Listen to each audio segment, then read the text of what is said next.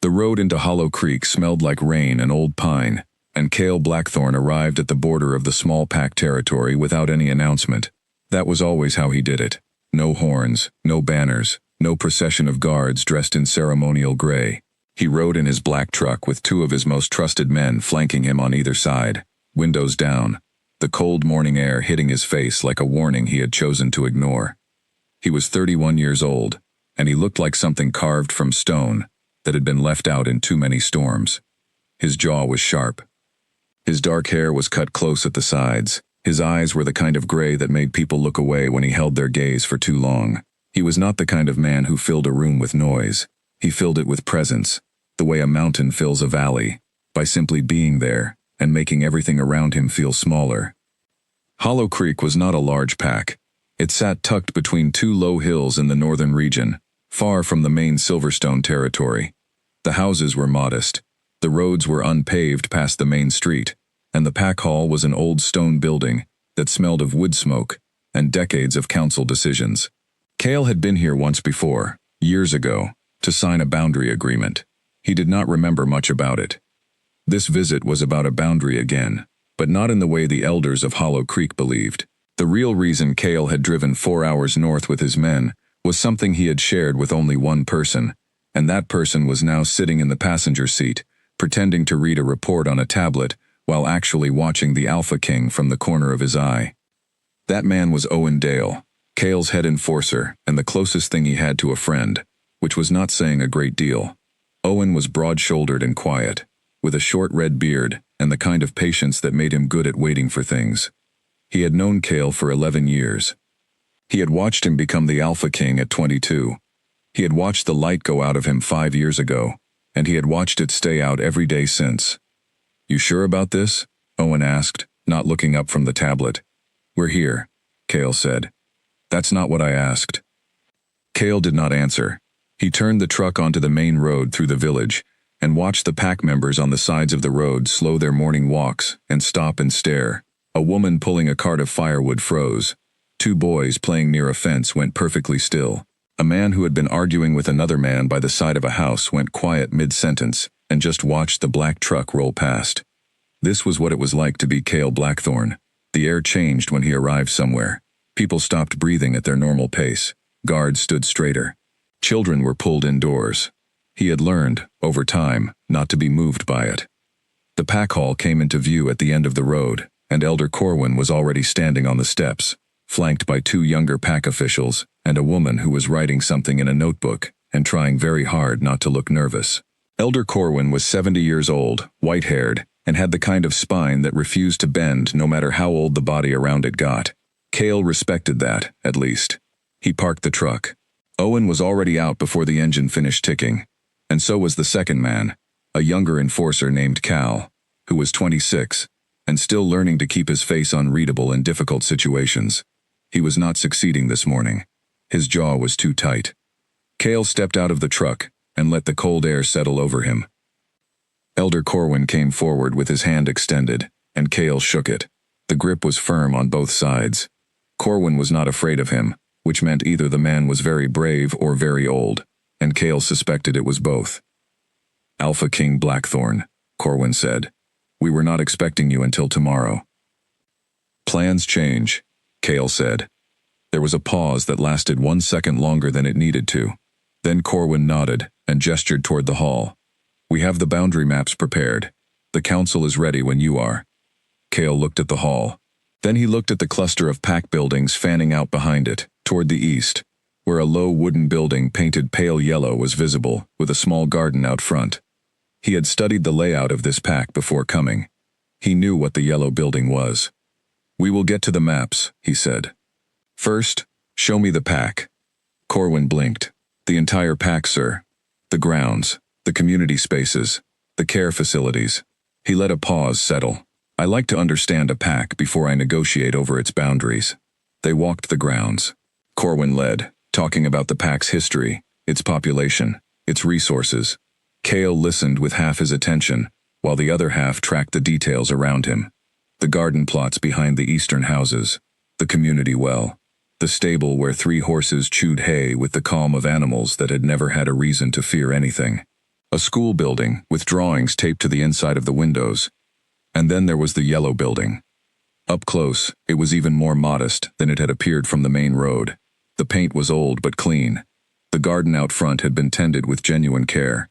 There were purple flowers along the front wall that did not grow naturally in this region, which meant someone had carried seeds from somewhere else specifically to plant them here.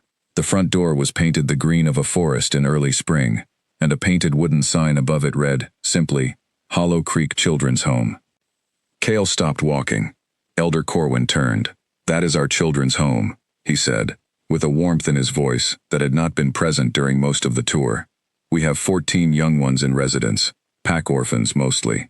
A few whose parents are still living, but could not provide proper care." He paused. "We are proud of it." "Who runs it?" Cale asked. "A young woman named Elara Voss. She came to us about 4 years ago, just before we found our youngest ward, a boy named Caden. She has been here every single day since." Corwin paused. "She is very good with the children." Cale looked at the yellow building. "I would like to see it." Corwin's expression shifted almost imperceptibly. "It is a children's home, Alpha King. The little ones." "I am not here to frighten children," Cale said quietly. It did not sound like a defense. It sounded like a fact. Corwin nodded and led them forward. The gate in the low wooden fence swung open without a sound. The path to the front door was made of flat stones set into the soft ground, and between the stones, small green plants had spread on their own. Cale noticed the oiled hinges, the stones, the plants. He had trained himself to notice things, over years of walking into places where details mattered. Corwin knocked on the green door. 5 seconds of quiet, then the sound of footsteps, light and quick, and the door opened. The woman who opened it was not what Cale had expected. He could not have said exactly what he had expected. Someone older, perhaps. Someone who looked more like the idea of a caretaker, soft-voiced and careful. Instead, the woman in the doorway was young, perhaps 26 or 27, with dark hair pulled back into a loose knot that had mostly come undone, and brown eyes that were sharp in a way that told him she noticed things. She was not tall. She was not, by any outward measure, remarkable. But the way she stood in her own doorway, taking in the sight of the Alpha King, and 2 armed enforcers on her front step, without moving back even half an inch, made Cale register her in a way he could not immediately name. She looked at him, then at Owen, then at Cal, then back at him. "Elder Corwin," she said, her tone polite but not performed. "What can I do for you?" "The Alpha King has asked to see the children's home," Corwin said. A very brief pause. "The kind that would be invisible to most people." "Of course," she said, and stepped back to let them in. The inside of the building was warm. It smelled of something baking, of wood soap, and of the particular comfortable smell that builds in spaces where small children spend most of their time.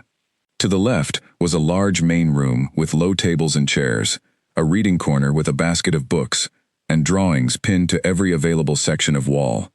To the right was a hallway leading to sleeping rooms. The floors were clean. The windows were letting in all the morning light they could.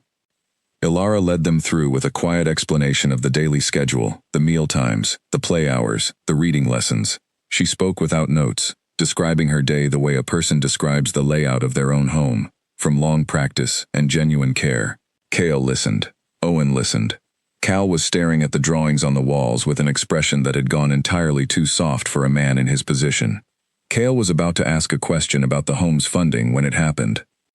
The back door, which led to a small walled garden, opened with a bang that could only be produced by a very small person, throwing all of their weight against a door slightly heavier than they were. And through that door came the most fearless 3-year-old Cale had ever encountered. The boy was small and round-cheeked, with dark hair going in 4 different directions and bare feet, despite the cold morning. He wore a shirt with a painted fish on it, and pants that were too big, rolled up at the ankles. He was moving at the speed of a child who had one destination and no awareness of obstacles. He shot across the main room. He went past the reading corner. He passed between Cale and Owen without slowing. He was heading for a red toy truck on one of the low tables near the far wall, and nothing in the world was going to stop him. Nothing, except that Owen took one large step to the side to avoid being hit, and the movement sent a small ripple through the air in the room, and the ripple was enough. The boy's bare feet hit a smooth patch of floorboard and skidded, and instead of reaching the toy truck, he collided with something solid and large, and stopped. He had run directly into Cale's legs. The silence in the room lasted 3 seconds but felt much longer. Cale's hand had moved to his side out of trained reflex. He caught himself. Owen's eyes had gone sharp. Corwin had gone very still. Elara had turned instantly, her gaze going to the boy with the fast, focused attention of someone who has learned to assess small emergencies in under a second. The boy, who had rebounded slightly from the impact and was now sitting on the floor looking up, did not cry. He did not look frightened. He tilted his head back and looked up at the large man he had collided with, and for a moment, his small face was simply processing information, one detail at a time, the way young children do. Then the boy's expression changed. It changed in a way Cale had no framework for. It was not fear. It was not recognition in any ordinary sense. It was something slower and deeper than recognition, the way a person looks when they hear a piece of music they have never heard before, but that sounds somehow like something they have always known. The boy leaned forward. He pressed his small face against the knee of Cale's dark trousers. He breathed in, slowly, deliberately. And then he looked up, and his brown eyes were wide, and his voice was very small and very clear. "You smell just like my mommy." No one in the room moved. Cale Blackthorne, the alpha king of the Silverstone pack, the man who had negotiated with rival packs 3 times his size, who had stood at the edge of full confrontations without flinching, who had received the worst news of his life without letting a single thing show on his face, stood completely still. His hands, hanging at his sides, did not move. His face did not change. But inside his chest, something that had been sealed shut for 5 years cracked open, so suddenly and so completely, that for one moment he could not breathe. The only thing he could hear was the blood moving through his own body, very loud, like a tide coming in all at once. The scent of the boy had reached him the moment the small face pressed against his knee. A child's scent was one thing, but underneath it, beneath the warmth and the soap and the particular outdoor smell of small children on cold mornings, there was something else, something old and familiar and impossible, something that had lived in the back of his memory for 5 years, like a wound that had stopped bleeding, only because he had learned to hold very, very still. He knew that scent. He had known it better than his own name, once. He had spent 5 years not finding it anywhere, not in any forest, not in any room, not in any direction the wind had ever carried anything. He knew what it meant.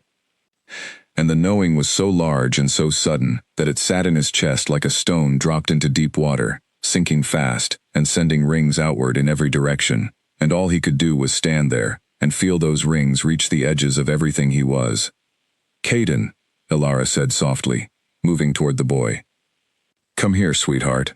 The boy turned his head, not fully, unwilling to let go of the warmth he had found, and said with the simple logic of a child who has found something real, "He smells like you, Mama Lara, but different. He smells like the other part."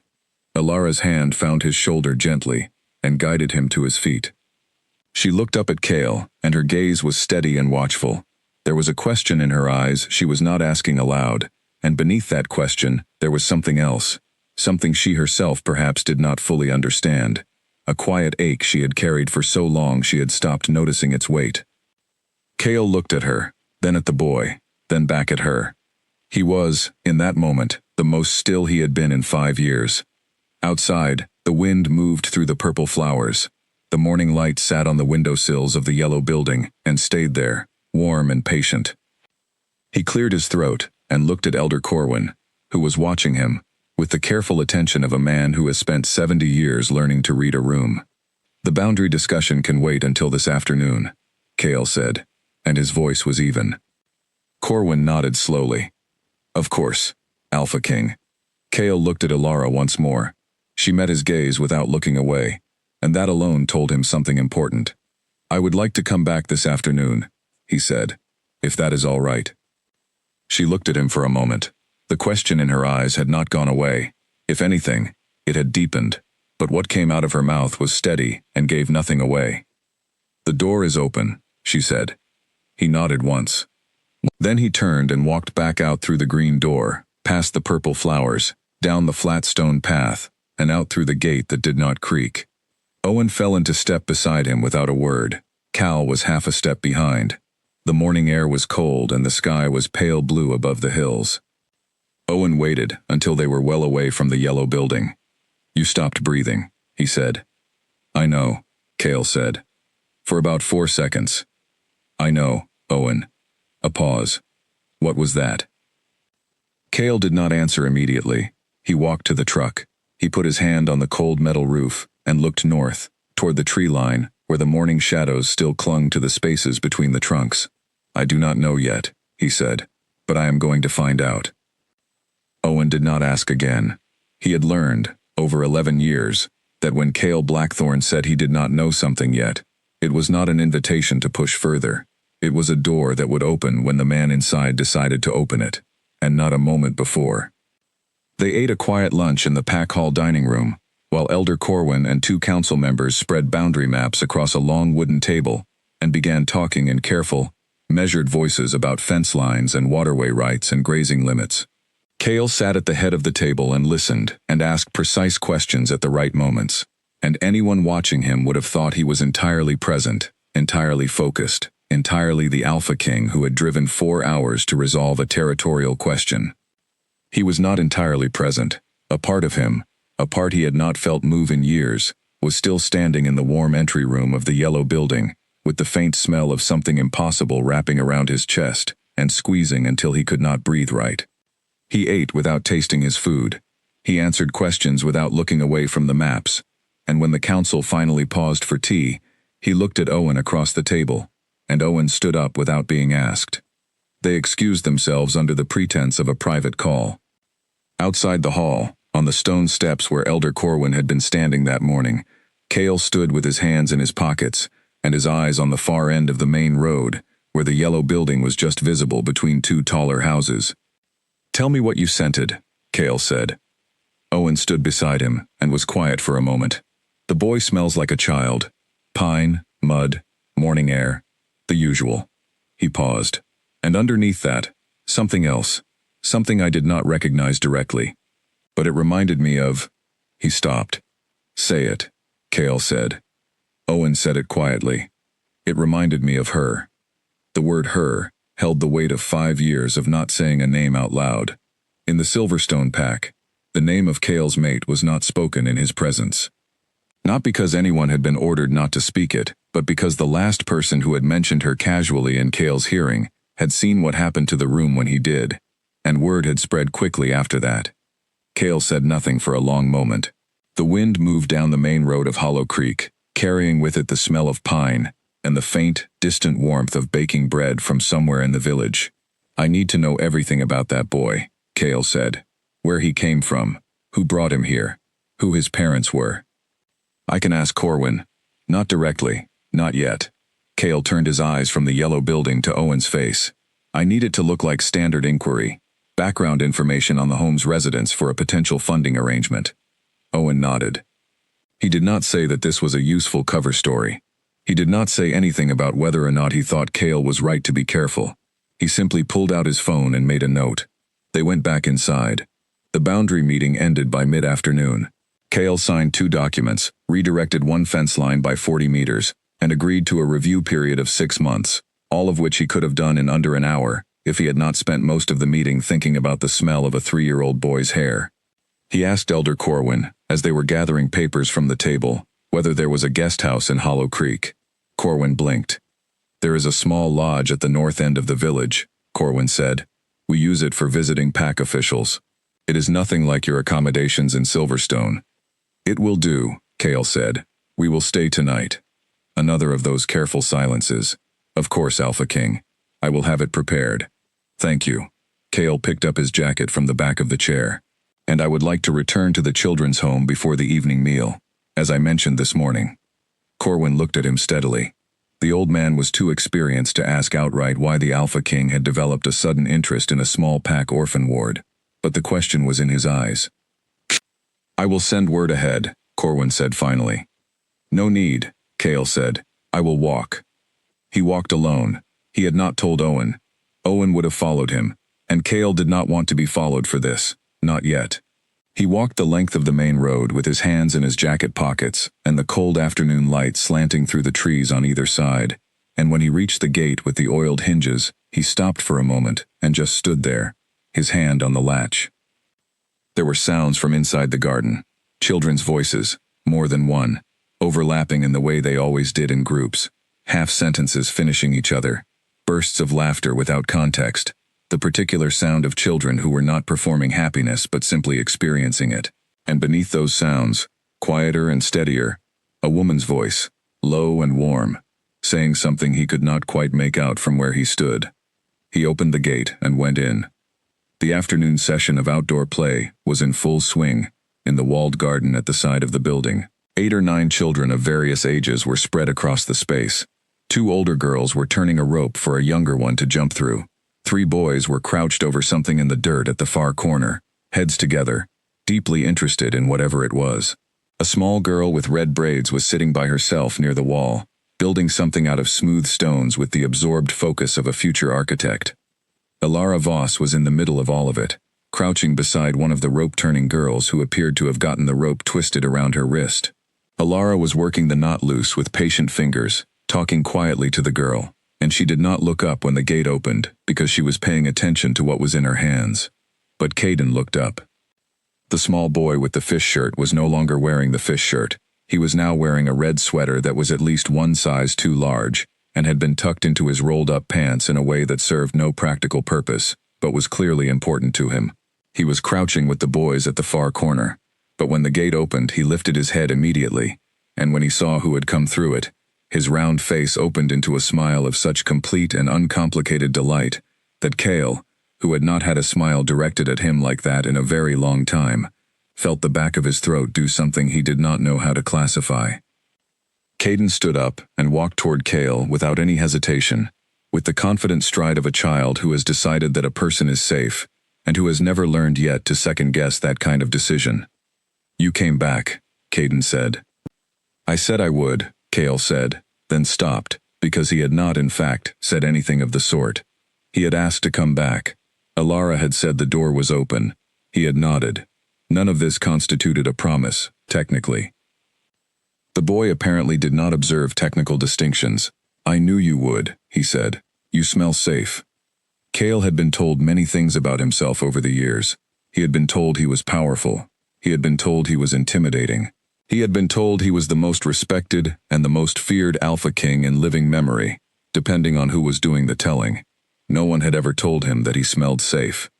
He crouched down, because standing over a 3-year-old in a conversation about something that mattered felt wrong. He looked at the boy directly, up close. The resemblance that he had felt in his chest, rather than seen with his eyes that morning, was even more present. The shape of the jaw, the particular arrangement of the eyebrows, slightly more angled than usual, which gave the face a look of permanent mild curiosity. The brown eyes that were too direct and too steady for a 3-year-old. "What is your name?" Cale asked, although he already knew. "Caden," the boy said. "What's yours?" "Cale." Caden tried it out, moving his mouth around it. "Cale. That's a good name." He said this with the authority of a 3-year-old who has given the matter full consideration and reached a conclusion. "My mama has a good name too, Alara, but I call her Mama Lara, because when I was little, I couldn't say Alara right." He considered this. "I can say it now, but I still call her Mama Lara because she likes it." "She is your mother?" Cale asked carefully. Caden's face went slightly complicated, the way small faces go when they are thinking about something that has more layers than they have fully untangled yet. "She's my Mama Lara," he said. "She found me. I have another mommy. She's not here, she's—" He paused and looked down at the ground, at a small beetle that was making its way through the grass. "Mama Lara says she loves me very much, but she had to go somewhere, and she is waiting for me to find her." Cale's chest was doing something it had no business doing. He kept his face still. "Do you know where she went?" Cale asked. Caden shook his head. "No, but I know what she smells like. I told you this morning." He looked up with patient eyes. "She smells like you." "Caden." The voice came from behind Cale, and he stood up and turned. Alara was standing a few steps away, having crossed the garden while Cale was focused on the boy. She had the rope in her hand still, loose now, untangled. Her expression was neutral and watchful, and there was something in it that Cale recognized as a person deciding how much of what they were thinking to allow anyone else to see. "Are you hungry?" she asked Caden, not breaking her gaze from Cale. "No," Caden said. "He is lying," said one of the boys still crouching in the dirt at the far corner, without looking up. "I am not," Caden said with dignity. "You said your stomach was growling like a bear 10 minutes ago." "That was before." Alara's expression shifted very slightly, and the shift was in the direction of something warm, even though she was clearly trying to keep her face professional. She looked back at Cale and said, "Dinner is at 5. I need to take him in soon." "I understand," Cale said. "I did not mean to interrupt." A pause. She looked at him with those steady brown eyes that did not look away, and he had the distinct sense that she was conducting some kind of assessment, the way a person sizes up something they cannot yet name, gathering information before committing to a position. "Why did you come back?" she asked. Her voice was quiet enough that the children nearby could not hear it. He could have given her a convenient answer. He was checking in on the facilities. He had a follow-up question about funding arrangements. Any of several reasonable excuses that were available to a man of his position when he wanted to explain an action without explaining his reason for it. He did not use any of them. "The boy said something this morning," Cale said, "that I have been thinking about all day." She was still looking at him. "He says things like that," she said. "He is very—" She searched for the word and settled on perceptive for his age. "I noticed." Another pause.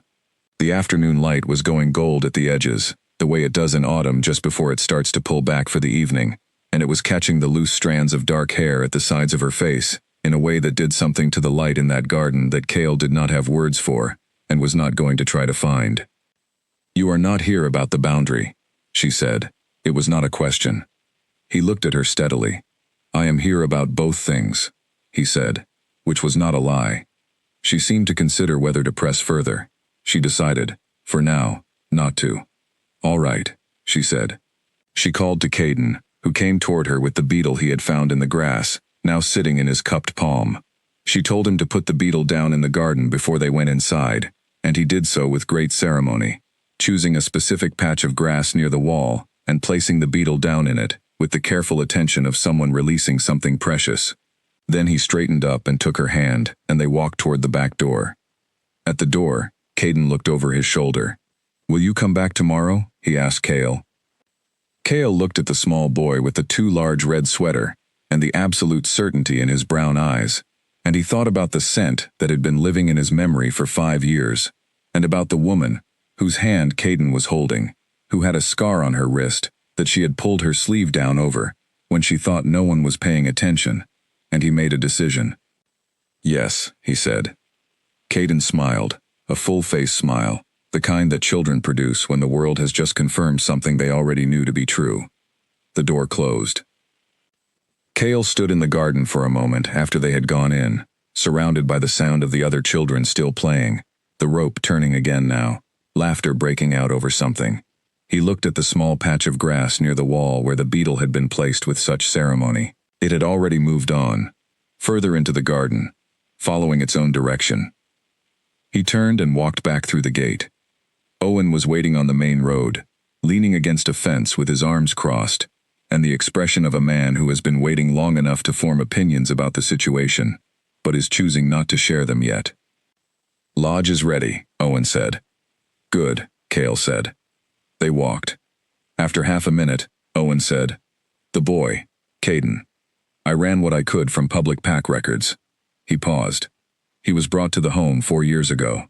Found by Alara Voss near the northern edge of the forest, approximately 3 kilometers from the pack border. Infant, maybe 6 weeks old, wrapped in a cloak. No identification, no pack markings anywhere." Owen stopped. "Cale, there are no origin records for him at all. Whoever left him there did not want him traced." Cale kept walking and did not say anything for the length of 2 houses. Then he said, "And Alara Voss, what is her record?" Owen was quiet for a moment. "That is the other thing," he said. "She has no origin record either. She appeared in Hollow Creek 4 years ago, just weeks before the boy. She had no pack affiliation on record, no history before that point. Corwin's predecessor took her in because she was skilled with children, and they needed someone. Owen paused. She does not know where she came from. I asked one of the junior council members carefully. Apparently, she has said as much to the pack elders. Her memory before arriving here is either gone or severely fragmented. The gold was leaving the afternoon sky now, the blue deepening above the hills. Cale walked through it and felt the weight of what Owen had just told him settle into the exact place in his chest where the stone had dropped that morning. No origin record, no history, no memory of before, and the scent of someone he had lost, clinging to a child who had been found wrapped in a cloak at the edge of a forest. He stopped walking. He stood in the middle of the unpaved road of Hollow Creek and looked up at the sky, which was turning colors above him that he did not care about, and felt every carefully constructed wall inside him begin, slowly and without permission, to shake. "Owen," he said. "I'm here," Owen said. "I need you to call Dr. Hartley. Tonight. I need her in Hollow Creek by morning."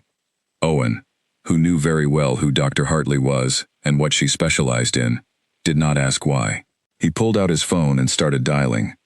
Cale looked at the sky for one more moment. Then he put his head down and walked toward the lodge, and his footsteps on the unpaved road were very quiet, and the evening came down around the village of Hollow Creek like a curtain closing on a first act.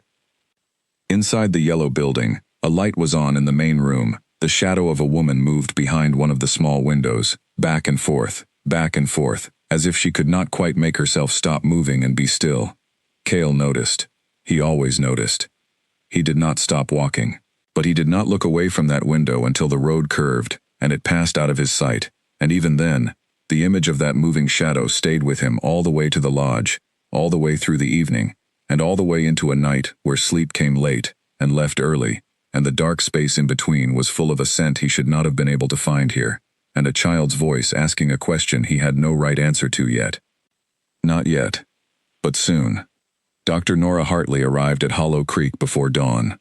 She drove a plain gray car, and wore a plain gray coat, and carried a bag that looked like any other medical bag, which was deliberate. Nora Hartley had been the Silverstone Pack's head healer for 9 years, and she was the kind of person who understood that the most important work she did was often the work that drew the least attention to itself. She was 53 years old, with short silver hair and reading glasses she wore on a chain around her neck that she was always reaching for and usually misplacing. She had treated Cale for a knife wound once, early in his time as Alpha King, when he was still young enough to take risks he should not have taken. She had stitched the wound and told him plainly that the next time he did something that foolish, she would not come out so late at night to fix it. He had respected her enormously ever since. Cale met her in the small front room of the lodge at 5 in the morning. Owen had made coffee, which was sitting on the table going cold because no one had touched it. Outside, the village was still dark and still quiet, and the stars were visible through the narrow windows in a way they rarely were near Silverstone, where the lights of the main pack territory kept the sky lit from below even at night. "Tell me everything from the beginning," Nora said, sitting down across from him and putting her glasses on. He told her, all of it. The scent on the child, the woman with no history, the scar on the wrist. He told her about the 5 years he had spent searching, the dead ends and the false leads, the moment he had arrived at the belief, quiet and painful as it was, that his mate was gone, in a way that did not allow for return. He told her what the boy had said in the children's home, and how the air in the room had changed when the small face pressed against his knee and breathed in. Nora listened without interrupting. She had the quality of a person who has heard enough difficult things in her life that she no longer needed to fill silences with reassurance. When he finished, she was quiet for a moment, her fingers folded together on the table. "You want me to examine the woman?" she said. "I want you to examine the boy first," he said, discreetly. "Corwin has agreed to a general health check for all children in the home as part of the pack's quarterly review. It will not be unusual." "And the woman?" "If what I suspect is true," Cale said carefully, "she may need more than a physical examination." Nora looked at him over the top of her glasses. "You suspect a suppression mark." He met her gaze. "I suspect something was done to her, something that took her history and her memory. Something that was meant to make her untraceable." Nora was quiet again. Outside, the first gray light of early morning was beginning to touch the edges of the hills. The coffee on the table had gone fully cold. A suppression mark, she said slowly, is not something a person does by accident. It is not something a healer does without knowledge and intent. It requires skill, and it requires materials that are not easy to come by. She paused. It also requires proximity. You cannot mark someone from a distance. They would have had to have access to her. I know, Cale said. Which means, Nora continued, her voice careful, that whoever did this was someone she trusted, or someone who had the ability to get close enough to her that she could not prevent it. I know, Cale said again. Another silence. Then Nora took her glasses off, cleaned them with the edge of her coat, and put them back on. It was a gesture he had seen her make before, always when she was moving from the act of listening to the act of deciding. All right, she said.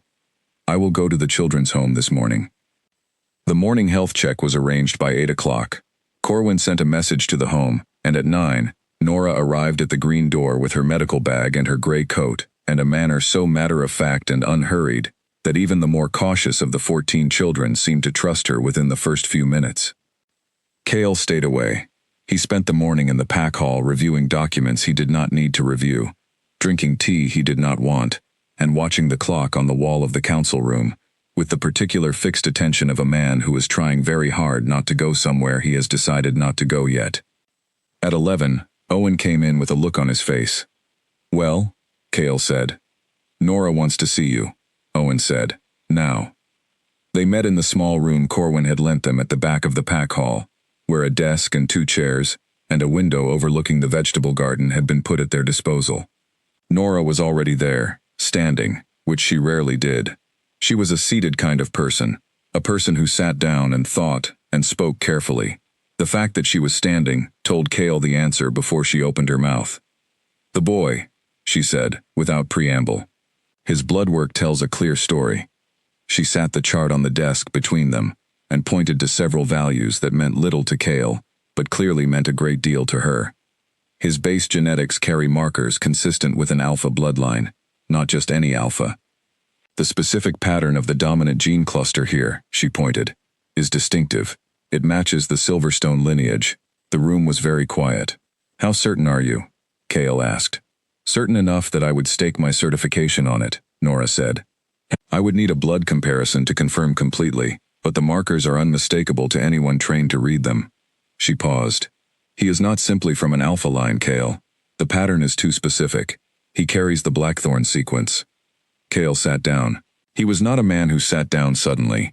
He did it deliberately and without drama, but the fact that he did it at all said something that his face was not saying. Owen, who was standing by the window, turned to look at the vegetable garden outside. And the woman? Cale said. Nora pulled out a second page of notes, these handwritten, not printed. Ilara Voss did not want to be examined, she said. She was polite about it. She said she was healthy and had no need of a checkup. She said it in the tone of a person who has decided something and is not in the habit of undeciding it. Nora paused.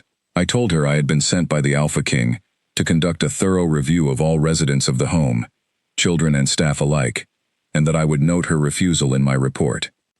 And she agreed? Cale said. She agreed, Nora said, and there was a note of something in her voice that sounded like respect. Under protest, she agreed. She looked at the handwritten notes. Her physical health is good. She is strong. Her reflexes are sharper than average, which tells me her wolf instincts are partially functional despite everything. She stopped. Despite everything, Cale repeated. Nora put the handwritten page down on the desk and looked at him steadily. She has a mark on her left wrist that she has lived with for approximately 4 to 5 years. It is beneath the skin layer, not visible on the surface, but it generates a specific energy pattern that I have only seen described in old texts. She paused. It is a suppression mark, Cale, a full one. The kind that does not simply dull the wolf instinct, the kind that severs the connection to pack memory, to mate bond awareness, to any deep sense of who the person was before the marking was done. The window behind Owen was full of morning light and vegetable garden and very ordinary things. She does not know who she is, Cale said. She knows who she is now, Nora said carefully. She knows she is Ilara Voss of Hollow Creek. She knows she is the caretaker of 14 children, and the mother of one small boy she found at the edge of a forest. She knows all of this, with the full weight of 4 years of living it. Nora paused again. She does not know who she was before. That part of her has been locked away as deliberately and as precisely as if someone had taken her history out of her and put it somewhere she could not reach. Cale was looking at the edge of the desk. A small scratch in the wood, old, long healed over with polish, but still there if you knew to look for it. "Can it be undone?" he asked. Nora said, "The mark can be broken. It is not a permanent condition, but breaking it requires more than a healer with the right training. The bond between a fated pair is itself the strongest mechanism for breaking a suppression of this kind. The recognition from both sides creates a pressure the mark cannot hold against indefinitely." She folded her handwritten notes, but she would need to feel it. She would need to be close enough, and still enough, and unafraid enough, to feel the bond pushing back against the suppression. Another pause. And she cannot feel anything yet, if she does not know there is anything to feel. Cale looked up. "You mean I would have to tell her?" "I mean," Nora said, with the gentleness of someone delivering news that is going to cost the listener something significant, "that you cannot simply wait for her to remember. The mark will not break on its own. Someone has to begin the conversation, and that someone has to be you, and it has to happen before whoever put that mark on her decides that she has been found and acts accordingly." The word accordingly settled into the room like a cold draft. Cale stood up from the chair. He walked to the window and stood beside Owen, and looked out at the vegetable garden, the neat rows of winter greens, the frost still on the low leaves at the edges. "Whoever did this," he said, "did it 5 years ago, just before she disappeared, which means someone knew what she was to me, and decided that the most effective way to remove her from my life was not to end her life, but to erase her from it." He was quiet for a moment. "And they placed her close enough to a pack that she would survive, but far enough from Silverstone that I would not think to look here," Owen said, from the window, very quietly. "They also placed the child." Both Cale and Nora looked at him. "Think about it," Owen said. "The boy was found at the edge of the forest a few weeks after she arrived here. If she carried him out of wherever she had come from before the mark was fully set, she might not have had enough of herself left to know who the child was. She put him somewhere she could find him, somewhere she could reach even without her memory intact." He paused. "She found him herself, Cale. She found her own son, and raised him without knowing it was her own son." The silence that followed this was the kind that does not benefit from being filled. Cale stood at the window, and felt the full weight of 5 years of grief, and searching, and holding still, and felt it shift, not lift, but change shape, the way a storm changes from something bearing down on you to something already inside the room. She was here. She had been here, 4 hours away, for 4 years. She had been raising their child in a small house with purple flowers out front, and a green door, and drawings on every wall, and she had not known, and he had not known, and whoever had arranged that was still out there, and had not, as far as he could tell, done anything yet to correct the situation. Which meant they either thought they had succeeded permanently, or they had decided to wait. He did not like either of those options. "Owen," he said, turning from the window, "get word to the Silverstone border guards. I want a quiet perimeter extended around Hollow Creek, nothing visible, nothing that would draw attention, but I want to know about any unfamiliar vehicles, any strangers, any unusual communications in or out of this territory." He paused. "And I want it done in the next 2 hours." "Done," Owen said, and was already reaching for his phone. Cale looked at Nora. "Thank you," he said. Nora picked up her bag. "Do not thank me yet," she said. "The harder part is still in front of you." She moved toward the door, then stopped with her hand on the frame and looked back at him. "She is a strong woman, Cale. Whatever she was before, and I think we can both make some educated guesses about that. What she has built here in 4 years is real. Whatever you say to her, you need to say it in a way that does not make her feel as though the life she has been living was not her own." She held his gaze for a moment. "Because it was. All of it was. Whatever was taken from her, those 4 years were not taken from her. Do you understand what I am saying?" He understood.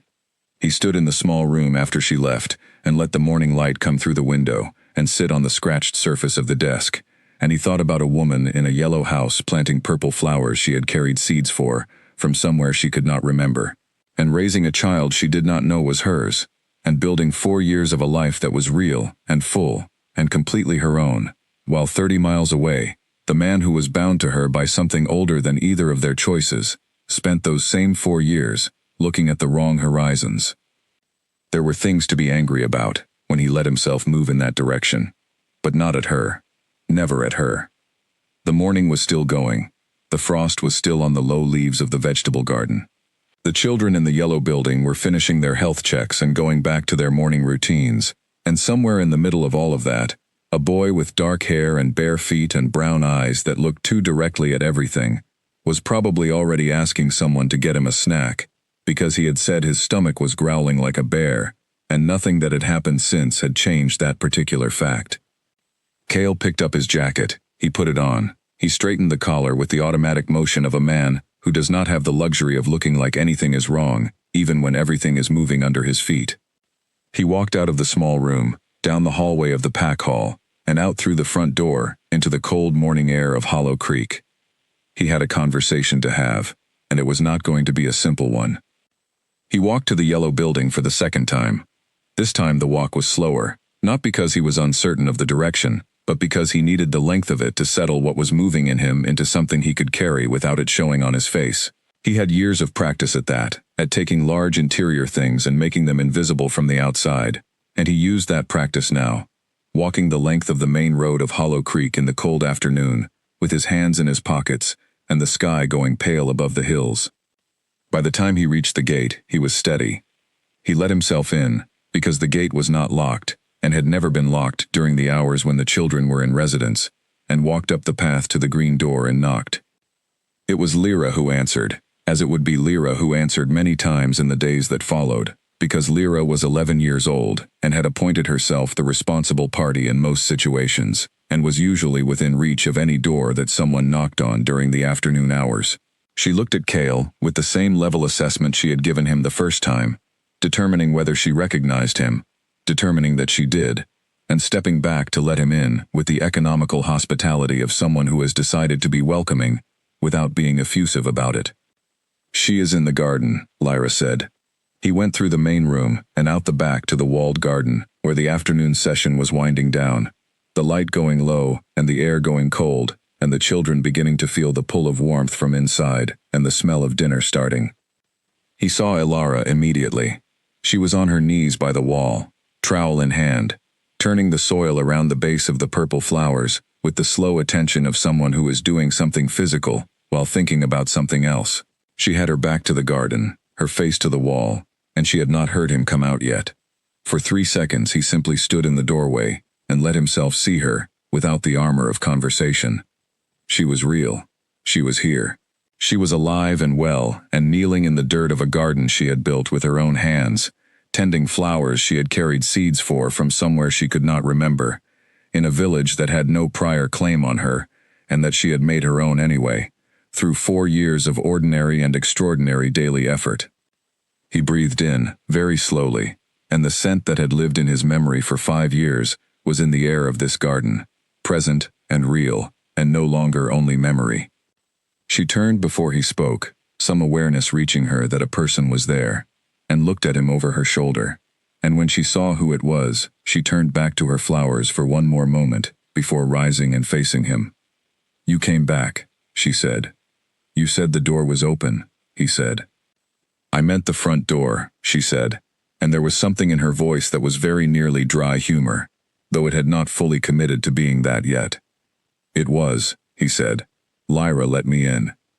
She looked at the trowel in her hand, and then put it down on the wall, and brushed the dirt from her gloves.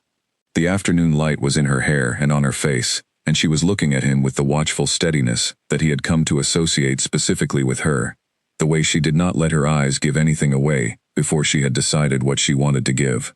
He thought about the conversation he had come here to have, about the blood work and the suppression mark and the 5 years and the question that had been building in him since the previous morning. He thought about Nora's advice, about saying it in a way that did not make her feel as though the life she had built was not her own. He sat down on the stone bench. She remained standing, which was a choice that told him she was not yet ready to be settled in this conversation. "There is something I need to tell you," he said, "and it is going to be complicated. But I want to start by saying that however complicated it does not change the fact that what you have built here is real, and will stay real. I am not here to take anything from you." She looked at him for a long moment. Then she sat down on the other end of the bench. "Tell me," she said. He told her. He found her alone in the garden after the lunch hour. The older children had gone back inside for afternoon lessons, and Caden and two of the younger ones were napping. Alara was kneeling in the dirt at the base of the garden wall, turning the soil around the purple flowers with a small trowel, the kind of work that looks like it requires no thought, but is actually the kind of work a person chooses when they have a great deal to think about, and want their hands to do something while their mind moves. She heard the gate, she looked up, and when she saw that it was Cale, she did not immediately look back down at her work, the way a person does when they are hoping a visitor will take the hint. She stayed looking at him, trowel in hand, dirt on the knee of her trousers, a lock of dark hair across her face from the wind. "Dr. Hartley says Caden is healthy," she said, by way of opening. "She said the same thing to me," Cale said. He walked to the low stone bench near the garden wall, and did not sit. Standing felt more honest. "She also told me what she found in her examination of you." A very brief pause. Ilara went back to the soil with her trowel. One slow turn. "She was thorough," she said. "She is very good at what she does." Another turn of the trowel. "And what did she tell you exactly?" He looked at her profile, the sharp line of her jaw. The unhurried movement of the trowel that he now understood was not as unhurried as it appeared. "She told me about the mark on your wrist," he said. The trowel stopped. The garden was quiet around them, the kind of quiet that belongs to late autumn afternoons in small northern villages, where the wind moves but nothing else does, and the sound of it through the remaining leaves is the loudest thing in the world. Ilara did not turn to look at him. She stayed where she was, kneeling in the dirt with the trowel held still, and he watched her shoulders do something with the information he had just given her. They did not drop. They did not rise into the defensive line of someone caught in something. They held their position, which he was beginning to understand was simply what her shoulders did when she was deciding what to say next. "The mark on my wrist," she said, in a voice that was carefully level. "She said it was a suppression mark," Cale said. "A full one." Another silence. Then Ilara set the trowel down on the soil beside her, and brushed the dirt from her gloved hands, and sat back on her heels, and looked at him. Her expression was not the expression of someone who has just been given surprising news. It was the expression of someone who has lived with a question for 4 years, and has just been handed an answer that they are not entirely sure they wanted. "I know," she said. He went very still. "I have known for about 2 years," she said. "Or suspected. Elder Corwin's healer, the woman who was here before Dr. Hartley visited. She examined me once during a general health review, much like today, and she found the mark and told me what she thought it was. She did not know how to treat it. She said she had never seen one in person, only read about them." Ilara looked at her own wrist, at the sleeve that covered it. "She told me it was old practice, that it was not something a person could do to themselves." She paused. "She told me someone had done it to me." "Why did you not report it?" Cale asked. His voice came out steadier than he felt. "To whom?" She looked up at him, and for the first time, the steadiness in her eyes had something underneath it, something that had been there a while, and had learned to exist quietly, without asking for anything. "I had no pack before this one. I had no history before this village. I reported it to Corwin, and Corwin documented it, and no one knew what to do about it, and 4 years passed." She looked back at her wrist. "I have learned to live with the gaps." He sat down on the stone bench, not because his legs had given out, but because standing above her while she was kneeling in the garden felt wrong when they were having this conversation. "I want to tell you something," he said. "All right," she said, in the tone of a woman who is prepared for difficult news, because she has had enough of it to understand that preparation does not change the news, only the posture you receive it in. He told her about his mate. He told her the way a person tells a story they have told themselves so many times in private, that the shape of it is worn smooth from handling. He told her about the bond, about the way a fated pair finds each other by something that is not choice and is not logic, about the night 5 years ago when she had vanished without a body, without a trace, without a single thread for him to follow. He told her what the investigating trail had shown, the signs of a deliberate attack, the evidence of something designed to look like a disappearance, but with the particular precision of something arranged. He did not tell her yet what he believed.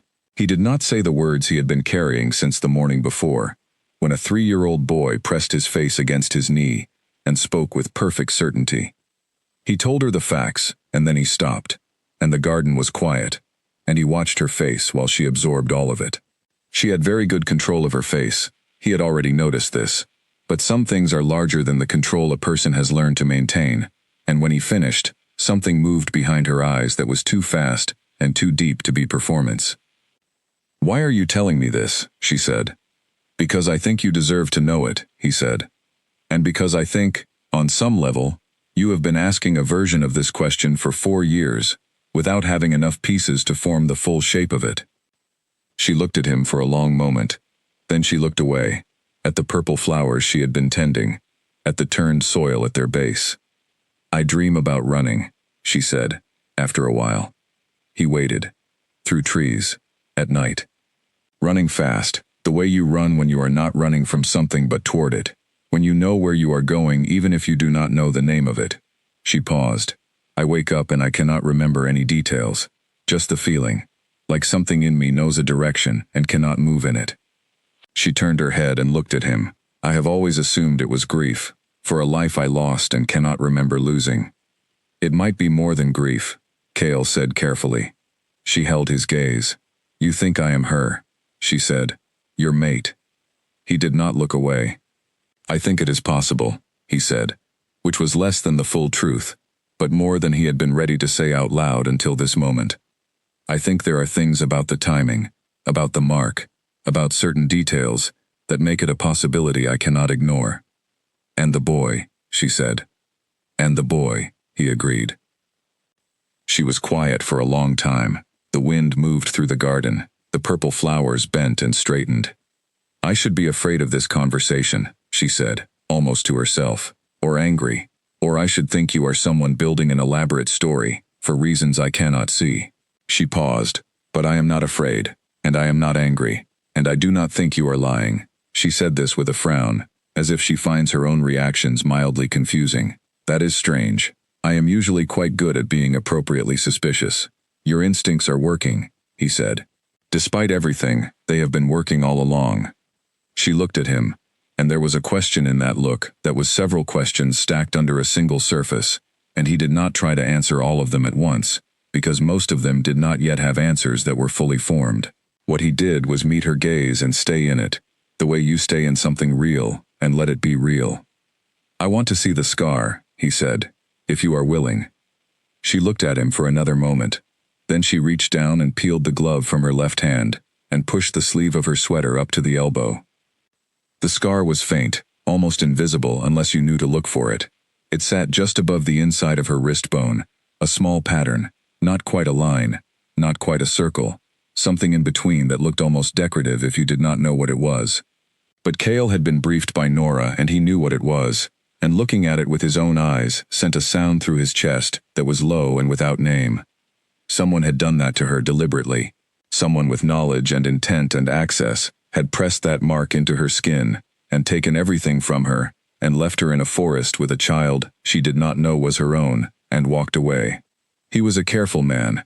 He was a man who believed in evidence before action, in patience over impulse. He had built his entire tenure as Alpha King on those principles. But looking at that small, faint mark on the inside of her wrist, with the afternoon light on it, and the garden quiet around them, he felt something rise in him that was not careful, and was not patient, and did not believe in waiting at all. He did not let it show, but he did not pretend it was not there. "Can I?" He stopped, reached toward her wrist, slowly, the way you move toward something you are not sure will allow you to come close, and stopped, hand extended, waiting. She looked at his hand, then at his face, then she turned her wrist slightly upward. He touched the inside of her wrist, one finger, very gently, just above the mark, not on it, near it. The reaction was immediate and involuntary, and happened in both of them at the same time. She breathed in sharply, a sound so small it was almost not a sound at all, and her free hand went to the front of her sweater without her seeming to notice. He felt a warmth move up from his fingertip, through the length of his arm, and into his chest, a recognition so old and so specific that his wolf was already moving inside him, before his mind had finished catching up to what was happening. She did not pull her wrist back. He did not move his finger. They stayed like that for 3 seconds, which was long enough for a great many things to be understood without words. Then a small voice said, very loudly from the direction of the back door, "Mama Laura, I am awake and I want a snack." They both moved. She pulled her sleeve down. He withdrew his hand. There was a moment of something in the garden that was not quite air and was not quite silence, and then Caden appeared in the doorway in his red sweater, looking at them both with the total absence of self-consciousness that belongs only to small children and certain very old people. "You are here again," he said to Cale, with satisfaction rather than surprise. "I am," Cale said. "Good," Caden said. "You can come have a snack with us." He said this in the tone of someone extending an invitation they consider very generous. Alara stood up from the garden, brushing the last of the soil from her knees. She did not look at Cale directly, but he could see the side of her face, and whatever was happening in it was real and unsettled and alive in a way that the careful steadiness she usually carried was not entirely managing to contain. "You do not have to," she said, low enough that only he could hear it. He stood from the bench. "I know," he said. He went inside. The children's home smelled of bread and something warm on the stove, and the general comfortable chaos of a place where many small people live, and Caden was already pulling a chair to the table and telling him very seriously about the snack options available, which were crackers with a spread on them, or a piece of fruit, and he was recommending the crackers strongly, because the fruit was the kind with seeds that get stuck. Cale sat down at a small table in a children's home in a village he had barely known existed 2 days ago, and accepted a cracker with spread from a 3-year-old with dark hair and his own eyes, and did not say anything for a moment. Just let the warmth of the room and the sound of small voices and the smell of bread move through the locked space in his chest, and do what it needed to do. From across the room, Alara was watching him. When he looked up, she looked away, but not fast enough, and what he had caught in that fraction of a second was enough. Something in her was beginning, slowly and cautiously and without permission, to know something it had been kept from knowing for a very long time. He would not rush it. He could not afford to. But he was not going to stop coming back either. He spent the remainder of the evening with them. Not because he had planned to, but because leaving felt wrong in a specific way that he could not argue himself out of, so he did not try. After the crackers, the children cycled through their various late afternoon activities. The older ones did reading work at the long table. The younger ones were herded toward the bathroom for the pre-dinner wash, which was apparently an event that required significant negotiation every day at exactly the same time. Caden had decided that today, the negotiation was unnecessary, because he had washed his hands at some point in the past hour, and that should count. Alara told him it did not count. Caden asked why. She explained. He considered the explanation. He accepted it, which she told Cale later was not always the outcome, and went to the bathroom with the air of someone choosing to be reasonable rather than forced to be. Cale had watched this exchange from the doorway to the main room, and it had told him several things about both of them that he added to the growing account of what he was learning here, in this yellow building, with the afternoon going gold at the windows, and the smell of dinner beginning from the kitchen. He had not thought, when he drove north 4 days ago, that he would still be here at the end of a day like this one. He had thought he would gather information, make a cautious assessment, determine whether there was any basis for what he had felt when the boy's face pressed against his knee. He had thought it would be the kind of visit that remained professional and contained and produced either an answer or a conclusion, and that he would drive back south with something he could work with. He had not thought he would be sitting at a small table in a children's home, eating crackers with a 3-year-old, and having his chest do things he did not have adequate words for. The dinner was served at 5 o'clock exactly. Alara ran a precise household. The children knew the schedule without being told, because they had lived inside it long enough that it had become the shape of their day, rather than the content of it. They arrived at the table in the sequence they had apparently always arrived in, youngest to oldest along the left side, with the serving dishes moving from one end to the other, in the same direction each time, and the noise of it was enormous and warm, and exactly the kind of noise that a house makes when it is genuinely full.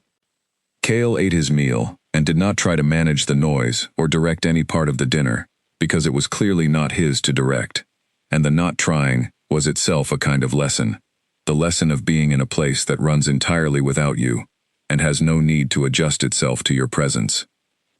That was new for him. Most rooms adjusted when he entered them. The rooms he spent most of his time in had been adjusting to his presence for so long that he had stopped noticing it. This room did not adjust. It continued being what it was. It simply included him.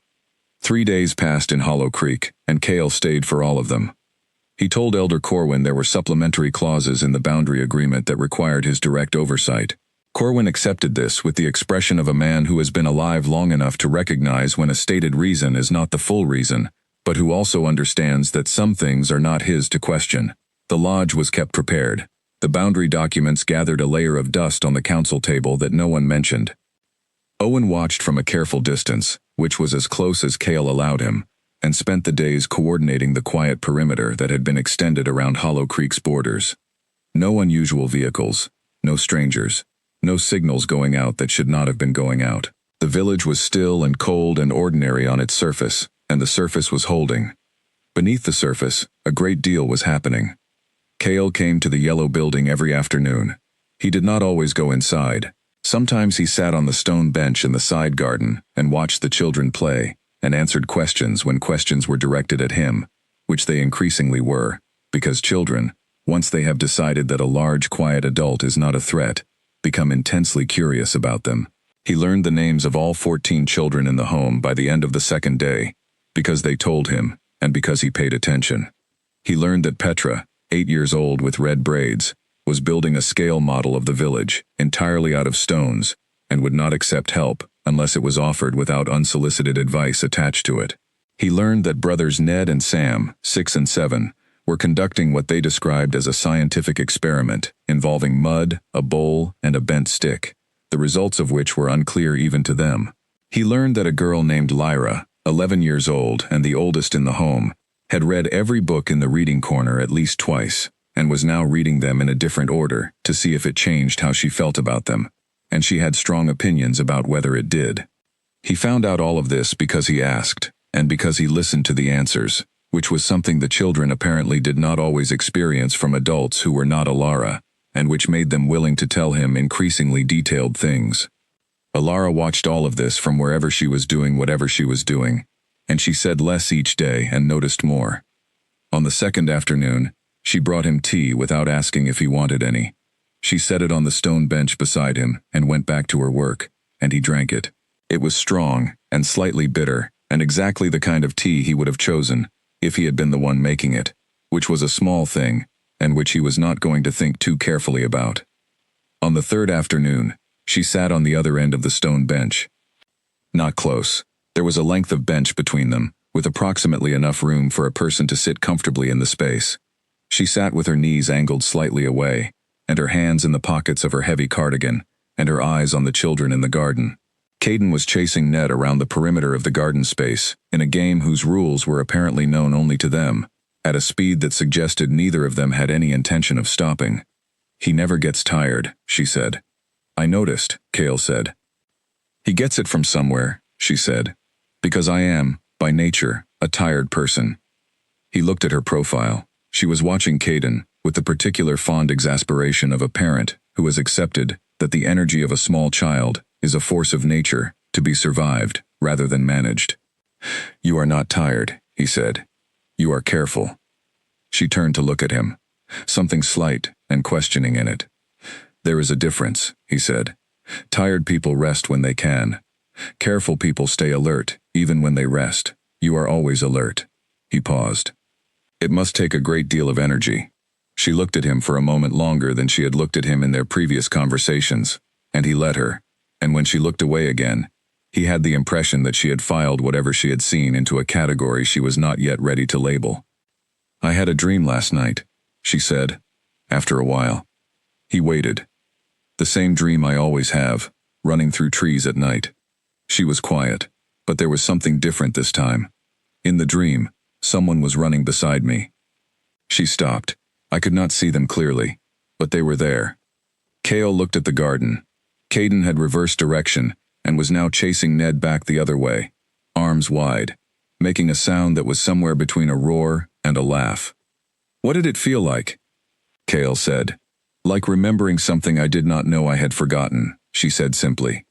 The afternoon was cold and still, and the light was getting low, and somewhere behind the hills the sun was making the clouds orange at the edges.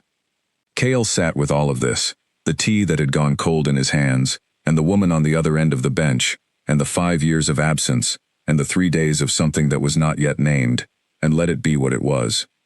Can I tell you something? He said. You have been telling me things for 3 days, she said, and the corner of her mouth moved in a way that he had not seen before, just slightly, just for a moment. This one is harder, he said. She looked at him fully, turning on the bench to face him. The cardigan was the color of autumn leaves, and the low light was in her eyes, and she was waiting with the complete, patient attention she gave to things that mattered. He told her about the blood markers Nora had found in Caden's test. He explained what they meant, in plain language, without hedging. He told her that the specific pattern matched the Blackthorn lineage beyond reasonable doubt, that without a comparison sample from both potential parents, he could not make a definitive statement, but that his healer, who had never been wrong about a bloodline reading in 9 years of practice, had used the word unmistakable. He watched her face while he said all of it. She did not fall apart. He had not expected her to. But there was a moment, about halfway through what he was saying, where something behind her eyes made a sound that was entirely internal and entirely audible to anyone paying real attention, a kind of deep, careful crack, like ice giving way not suddenly, but in a slow split that takes the whole weight of itself with it. When he finished, she looked at Caden. The boy had collapsed dramatically in the middle of the garden and was lying on his back in the dead grass claiming exhaustion, while Ned stood over him looking skeptical, and Sam explained that he was probably just pretending. He is mine, she said. Not a question. Not exactly an answer either. Something in between, the shape of a word being said aloud for the first time, testing whether the air around it holds. He is yours, Cale said. He has been yours from the moment you found him. I did not know, she said. Her voice was steady. I found him at the edge of the forest, and I brought him here, and I did not know. No, Cale said. You did not know. But some part of me knew, she said, and he could hear her working this out as she said it, not telling him something she had already decided, but thinking out loud, which he understood was a thing she very rarely did. I did not question it. When I found him, I did not question for a single moment that I was going to bring him home and keep him. There were 100 practical reasons not to. I had no history, no claim, no resources beyond what Corwin was providing, and I did not question it for a single second. No, Cale said, you did not. She was quiet for a long time. Caden had finished his dramatic rest and was now being dragged to his feet by Ned, and the two of them were heading for the back door at full speed, which meant it was approaching snack time, and the information had somehow already reached them through the closed door. What do you need from me? Ilara said. She was looking at Cale again, and her voice had shifted into the register she used when she was in decision mode, when she had absorbed what was in front of her, and was preparing to act rather than react. Nothing. You are not willing to give, he said. That is a careful answer. I am trying to be careful, he said. I am not always good at it, but in this particular situation, I am trying. She looked at him, and he thought he saw something in that look that was almost curiosity, the way a person looks at something that has surprised them by being different from what they assumed it would be. I need time, she said. You can have it, he said. Immediately, and without conditions. And I need you to understand something, she said. Whatever I was before, and whoever I was before, the life I have here is real. These children are real. Caden is real. This is not something I was keeping as a placeholder, while the rest of my life was waiting somewhere else. This is my life. I know, he said, and then, because it was true, and because it needed to be said, I would not ask you to give any of it up. Not for me, not for anything. She looked at him for a long moment, measuring something. Then she nodded once, and the nod was the kind that means not agreement but acknowledgement. The kind that says I have heard you, and I am keeping what you said, and I will decide later what to do with it. She stood up from the bench and pulled her cardigan tighter against the cold. You should stay for dinner, she said, if you can. He looked at her, and something that had been closed for a long time opened enough to let a small and very quiet amount of light through. I can, he said. The dinner was loud and overlapping and full of small dramas he could not entirely follow, because they referenced events from previous days that he did not have the context for, and someone spilled a cup of water, and someone else claimed they had not done it, though the evidence was clear. And Caden announced in the middle of the meal that he had decided Cale should sit with them every night from now on, because he was, in Caden's considered opinion, very good at being quiet in a way that was not boring, which was apparently a specific quality that had not previously been met. Cale ate dinner in a children's home in a northern village and listened to 14 small people talk all at once, and he felt, for the first time in 5 years, as though he was sitting in a room where he was supposed to be. Alara sat at the other end of the table, managing the noise with the practiced ease of someone who has been doing it long enough that it has become a kind of music she knows the rhythm of. Once, halfway through the meal, she looked up and found him looking at her, and she did not look away immediately. 3 seconds, maybe 4. Then Caden demanded to know if he had ever eaten a cracker with the specific kind of spread they were having, and the moment passed, and the dinner continued, and the yellow building was warm around all of them, against the cold autumn dark outside.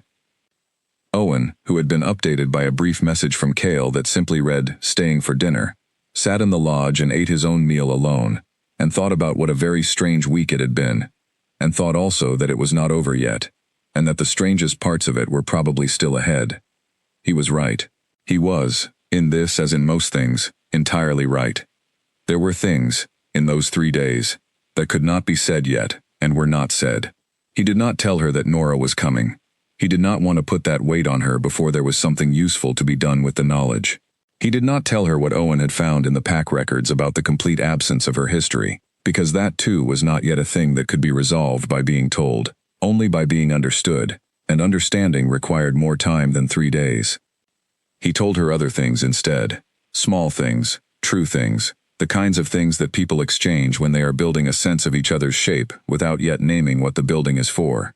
He told her about the first pack council meeting he had ever run, at 22, when he had been so new to the authority, and so determined not to show it, that he had overcorrected into a severity that made 3 elderly council members genuinely afraid of him for the first month, which had not been his intention, and which he had spent considerable time undoing.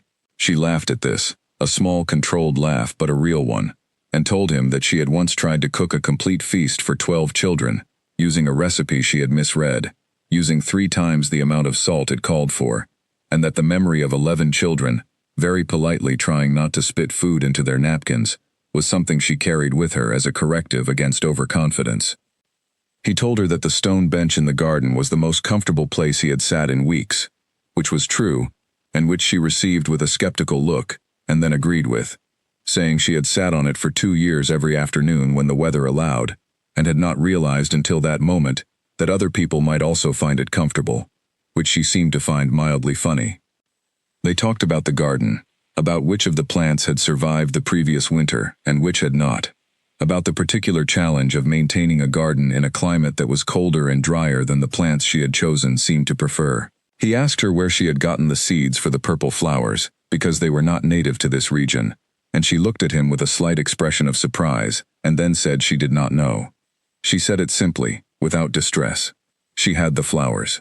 She had the seeds they had come from, in a small paper envelope in the back of her desk drawer. She did not know where she had first encountered them, or why she had carried seeds for them to a place where they would need particular care to survive.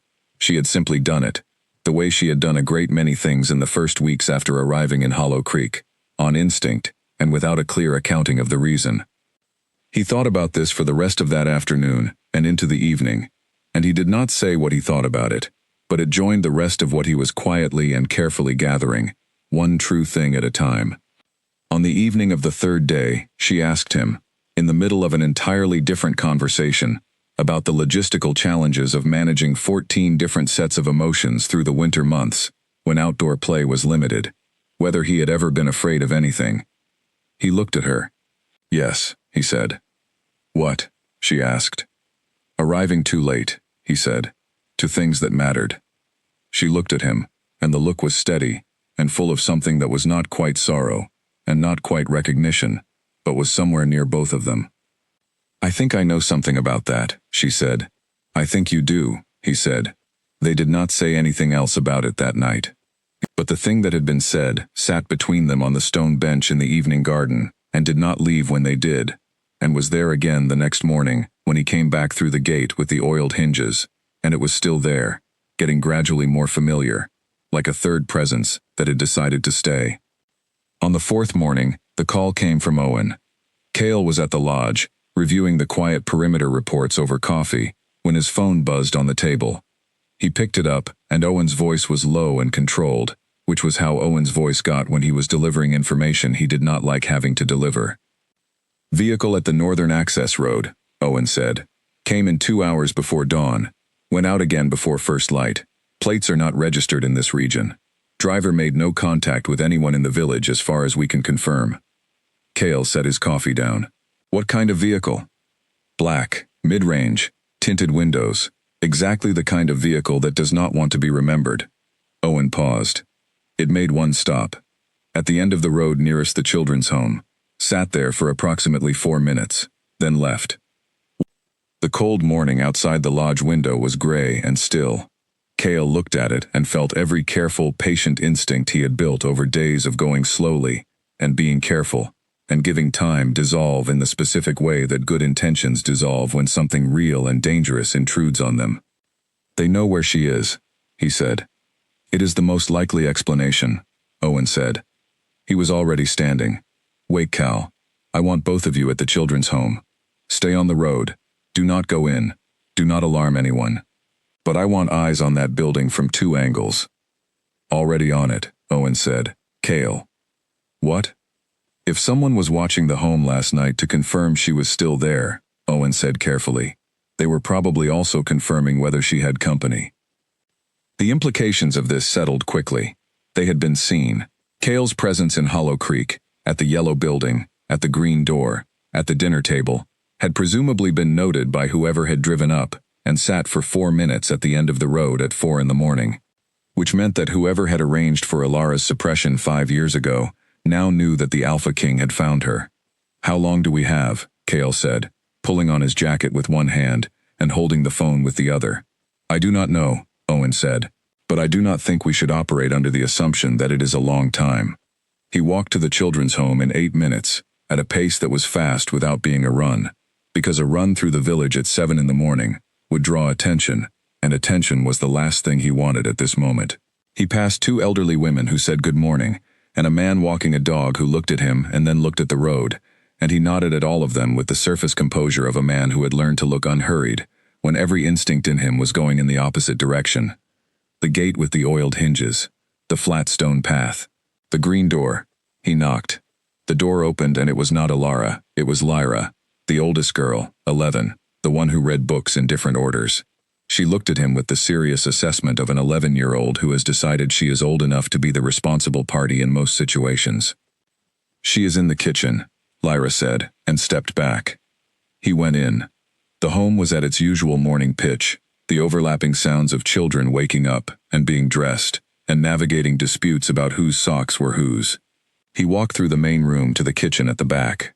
Alara was standing at the stove with a large pot of oatmeal going and a toddler on her hip who was holding a wooden spoon, as though it had been given to him as an important responsibility. She looked at Cale when he came through the doorway, and whatever was in his face told her something immediately, because her arm tightened around the toddler, and her expression shifted into the precise, focused look she wore when she was assessing something that required her full attention. Lyra, she said, without looking away from Cale. Can you take Marcus and stir the oatmeal for a minute, please? Lyra appeared from behind Cale, accepted the toddler and the wooden spoon, with the practiced ease of someone who has performed this handoff before, and Alara stepped out of the kitchen and into the short hallway beside it, and Cale followed, and she pulled the kitchen door mostly closed behind them. Tell me, she said. He told her about the vehicle, about the timing, about what Owen thought it meant. He told her all of it in 3 minutes, plainly, and without softening any of it. because she was not a person you softened things for. She was a person who wanted the facts so she could work with them. She listened. Her face was very still while she listened, and when he finished, she was quiet for exactly 5 seconds, which he could count because he was paying that level of attention. "They know I am here," she said. "Almost certainly. And they know you are here." "Yes. Which means they know that whatever they arranged 5 years ago is coming undone." She looked at the wall beside the kitchen door, at a drawing pinned there, a large orange sun with many arms, signed at the bottom by a child named B, in letters of varying size. "What do you think they will do?" "I do not know," Cale said. "But the options are either they move quickly to prevent us from learning more, or they move quickly to—" He stopped. "To remove the problem," she said, and her voice was level. "I am not going to let that happen," he said, and the way he said it was very quiet and very direct, and did not leave any room for alternative interpretations. She looked at him. "I know you believe that," she said, "and I believe that you are capable of meaning it." She paused. "But I have 14 children in this building." "I know," he said. "That is why I want to talk to you about moving them." She shook her head before he finished the sentence. "I am not uprooting 14 children because of a vehicle that sat at the end of a road." "Alara. They have been through enough," she said, and for the first time her voice had a harder edge to it, not anger at him, but the kind of fierce, fixed conviction that does not bend. "Some of these children have been moved before, by circumstances that were not in their control. I am not doing that to them again without a reason that is more than a car parked in the dark." He looked at her. He thought about arguing. He considered the full range of points he could make about calculated risk, and the specific threat profile of whoever had arranged a suppression marking with enough precision to fool an entire PAC's record system for 4 years. Then he thought about 14 children, and what it meant to be moved by circumstances out of your control, and about the woman in front of him who had been moved exactly that way 5 years ago, and had spent 4 years building something solid and real and worth protecting. "All right," he said. "Then we make the building safer. I want 2 of my people inside today. I want the perimeter extended further. I want a watch on every access road to this village, day and night." She looked at him. "You want to put armed men in a children's home. I want to put capable people in a children's home, who can help if they are needed, and stay invisible if they are not," he said. "Owen has 2 people who are good at exactly that. They can help with daily tasks. There is nothing unusual about a PAC Alpha providing additional support staff during an extended visit." She thought about this. "The children cannot be frightened," she said. "They will not be," he said. A pause. "And me?" she said. "What do you want to do about me?" He looked at her carefully. "I want to ask Nora to come back," he said. "I want to ask her to examine the mark again, more carefully, with what we now know about you, about who you are." He stopped. "About who you might be." She absorbed this. "You think breaking the mark would help?" "I think," he said, "that if the mark begins to lift, even partially, your wolf instincts will return more fully. And if this comes to something that needs you to be at full strength, I want you at full strength." She was quiet for a moment. From the kitchen came the sound of the oatmeal being stirred with vigor, and Lyra's voice saying firmly that stirring clockwise was the correct direction, and she would explain why later. "You think I have strength worth returning to," Alara said. "I think," Cale said, "that you put purple flowers in a garden, in a region where they do not grow naturally. I think you found a child at the edge of a forest, and did not ask a single practical question about whether you could afford to keep him. I think you have been running 14 lives with no history, no support network, and no memory of where you came from, and you have done it so well that the children in that kitchen do not know that anything about their situation is difficult." He paused. "Yes, I think you have strength worth returning to." She looked at him for a long moment. Something moved in her eyes that did not quite make it to her face, but was present nonetheless. "Call your healer," she said. He nodded. "And Cale." She used his name for the first time without it being in response to something. Just his name, as the first word in a sentence. It did something to the air around it. "Whatever is coming, these children do not get hurt. That is the one thing I am not negotiating on." "Then we agree," he said. because that is the one thing I am not negotiating on either." She looked at him, and in her face there was something that was not quite trust yet, because trust takes longer than 4 days to build in a person who has been taught by experience to be careful with it. But it was something adjacent to trust, something that shared a border with it, something that was looking across at trust from nearby and considering the distance. She went back into the kitchen. He heard her tell Lyra the oatmeal looked perfect and thank you. He heard Caden's voice suddenly and loudly from somewhere in the building, saying something about his shoes being on the wrong feet, and that this was a significant problem. Cale stood in the hallway for a moment, his hand on his phone, and then he stepped out of the children's home, and back into the cold morning, and called Owen first, and then Nora, and the day began to move in the direction of something that was no longer going to be patient with the passage of time. By noon, Owen's 2 people were inside the yellow building, introduced to the children as helpers, who were visiting from the Alpha King's personal staff, to assist with the home's daily operations. One of them, a woman named Bex who had the kind of face that made small children feel comfortable immediately, was recruited by Caden within 11 minutes to be his assistant in an unspecified project involving a cardboard box and string. The other, a quiet man named Aldrich, took up a position in the main room, where he had clean lines of sight to both doors, and made himself useful by reading aloud from the book basket to 3 of the younger children who had asked him to, without knowing anything about who he was. The perimeter held, the village was quiet, the road at the end of which the black vehicle had sat for 4 minutes in the darkness was empty in both directions. But empty does not mean safe, and quiet does not mean nothing is moving. Cale knew this. He had known it all morning, and the particular quality of the quiet around Hollow Creek by the afternoon, the stillness of it, felt to him less like peace and more like the held breath before something breaks. He had been in enough held breath situations to know what came after. He just did not know yet what form it would take or how much time was left before it arrived. So he stayed where he was, and he watched the road, and he did not look away. By mid-afternoon, the village of Hollow Creek had settled back into the ordinary rhythms of its day, apparently unaware that anything had shifted overnight. The butcher on the main street was open. The 2 women who argued every Tuesday about the community garden plot allocation were arguing again, which Cale had come to understand was less a dispute and more a social ritual they had maintained for years, without any intention of resolving it.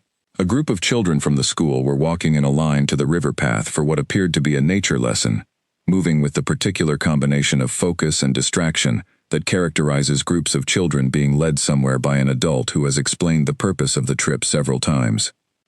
Cale watched all of this from the window of the small room in the pack hall and thought about the distance between the surface of a thing and what was moving beneath it. Ilara came to the pack hall at 3 in the afternoon. He had not summoned her. She simply appeared at the door of the small room where he was working, knocked twice, and came in when he said to, and sat down in the chair across the desk from him, with her hands folded in her lap, and the look on her face of someone who has spent the hours since their morning conversation, deciding what to do next. "I want to know everything," she said, "about who might have done this, about what they had to gain, about what you think comes next." She paused. "I have been kept in the dark about my own life for 4 years. I am not interested in continuing that arrangement." "I know," he said. "Then tell me," she said. So he told her. He told her what the investigation into her origins had turned up, which was the deliberate absence of information, rather than information itself, and what that pattern suggested to someone who had spent years learning to read it. He told her about the faction politics inside large packs, the old families and their preoccupations with bloodline, the particular kind of thinking that allows a person to decide that removing someone is an acceptable response to finding them inconvenient. He told her that he had leads but not yet names, and that he intended to have names before he left Hollow Creek, and that when he had names there would be a formal process that followed, one that would be thorough and documented and conducted with the full weight of pack law behind it. She listened to all of it. She did not interrupt. When he finished, she was quiet for a moment, and then she said, "I am angry." "You should be," he said. "I want to be useful," she said, "in whatever comes next. I do not want to be the person this happened to, who sits in a room while other people deal with the consequences. I want to be part of dealing with the consequences." He looked at her steadily. "Then you will be," he said. She looked slightly surprised, as if she had expected more resistance to this position. "You are the most capable person in this building," he said. "You have been running a household of 16 people with no support structure and no personal history for 4 years. I am not going to put you in a room and tell you to wait." He paused. "What I will ask is that you keep the children as your first priority, because they need you, and because you have already said that yourself. But within that, yes, you are part of what comes next." She looked at him for a long moment with those steady brown eyes that had been measuring him from the beginning, and that had never, not once, looked at him with anything less than full attention. "All right," she said. She stood up. She straightened her sweater. She walked to the door, and then she stopped with her hand on the frame, the way she sometimes did, that particular pause before the leaving, and said without turning around, "For what it is worth, I do not think you are who I thought you were when you arrived." "Who did you think I was?" he said. She turned her head slightly. "Someone who took up space," she said. "Very large, very quiet, very sure that the room should organize itself around his presence." He said nothing. "You are still all of those things," she said, "but there is something else under it, something that is not sure of anything at all." She paused. "I find the second thing more interesting than the first." She left. He sat in the small room and looked at the chair she had been sitting in, and thought about what she had said, and it was the first time in a long time that he had been seen, not the surface of him, not the Alpha King, but the thing under the Alpha King, and the feeling of it was so unfamiliar that it took him a full minute to identify what it was. It was relief, the specific, exhausted, genuine relief of a person who has been carrying something heavy and has finally been permitted to set it down, just for a moment, just to feel the difference. He picked up his phone and sent Owen a message. Then he went back to work, and the afternoon continued, and the perimeter held, and the village was quiet, in the way that was starting to feel like something other than safety. Nora arrived at Hollow Creek the following morning. The same gray car, the same gray coat, the same bag that looked like any other medical bag.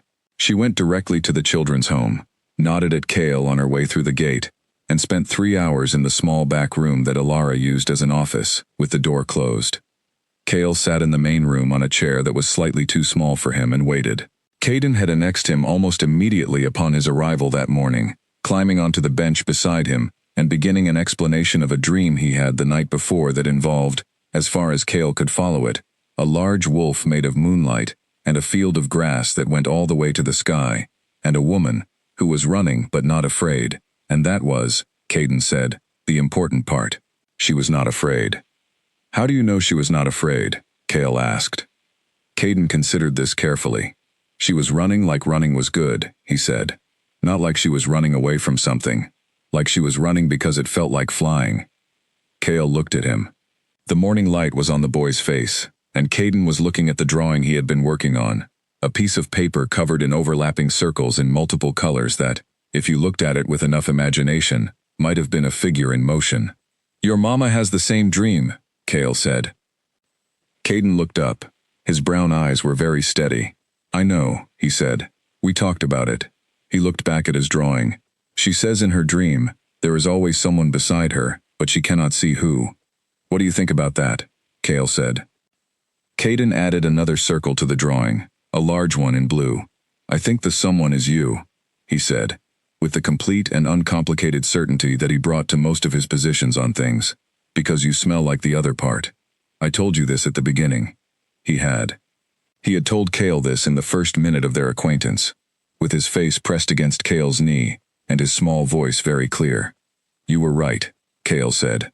Caden nodded, as if this was not a surprise, because for Caden, it was not.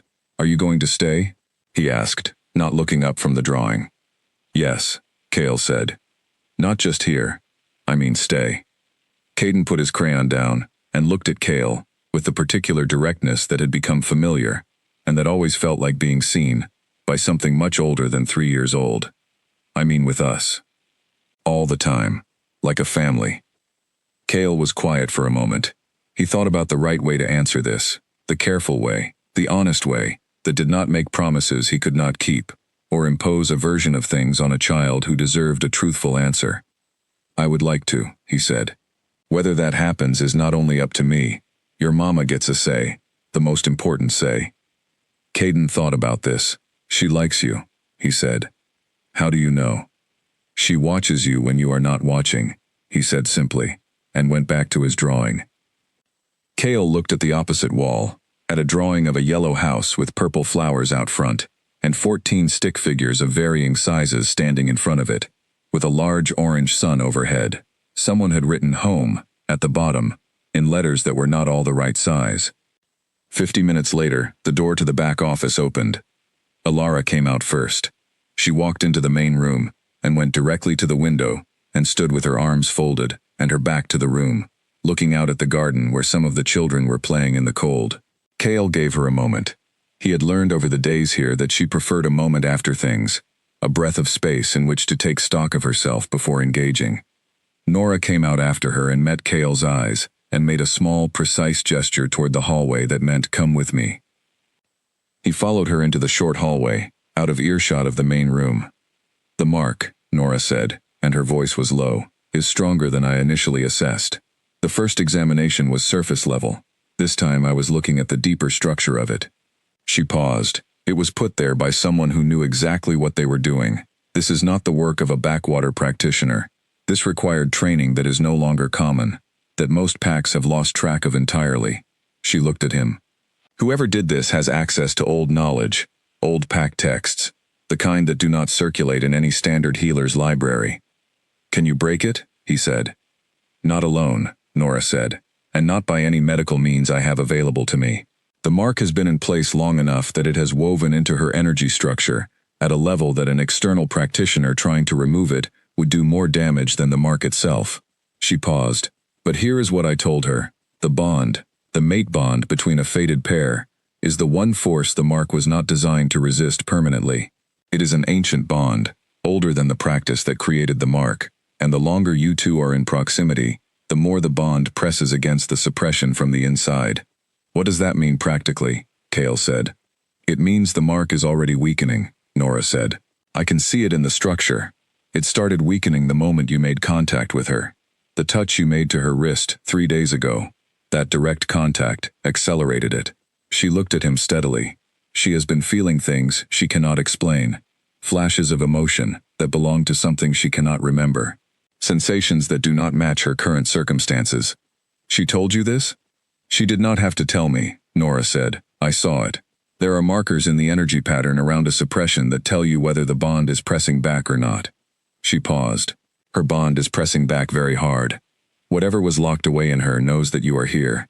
It knows, and it is pushing." Another pause. "She is close to a breakthrough, Cale. Not weeks away. Days. Maybe less." He looked at the hallway wall, at a small drawing of a rainbow stuck there with a piece of tape. "What does it look like when it happens?" he said. Nora said, "In most documented cases, a suppression breaks under emotional or physical stress. The mark holds as long as the person is operating in neutral, calm circumstances. But strong feeling, fear, grief, the particular kind of recognition that bypasses conscious thought, these are the things that can shatter it." She paused carefully. "The person experiences it as a flood. Memory comes back not in order, but all at once, or close to it. It is overwhelming. It is also irreversible. Once the mark breaks, it cannot be reapplied." He thought about a woman who had been told her whole history had been taken from her, going through a wall of memory all at once. He thought about what was on the other side of that wall. "Will it be painful?" he said. Nora was honest. "Yes, briefly but significantly. The body experiences the return of suppressed instincts as a physical thing." She paused. "I will be here when it happens. I want to be in the building." He nodded. "There is one more thing," Nora said. "I told her something else, about what I think the mark was designed to accomplish, beyond simply taking her memory." He looked at her. "I think," Nora said, "that the mark was designed to prevent her wolf from being detectable to you. A fated mate's wolf leaves a signature in the air of any place they inhabit regularly. Over time, with enough of that signature building up, you would have been drawn here. Not quickly, but eventually." She paused.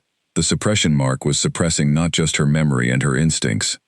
It was suppressing her signature, keeping her invisible. She paused again. "It almost worked. The only reason you found her at all is that the boy carries her signature, and the boy is not suppressed. and the boy ran directly into your legs at point-blank range. Cale looked at her for a long moment.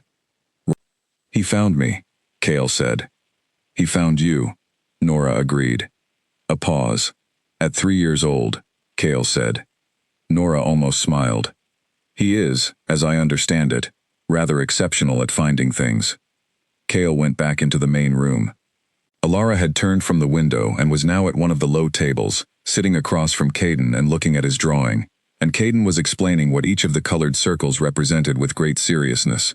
She was listening to him with her full attention, and the line of her back and shoulders was soft in a way that it usually was not, as though something had loosened in her slightly.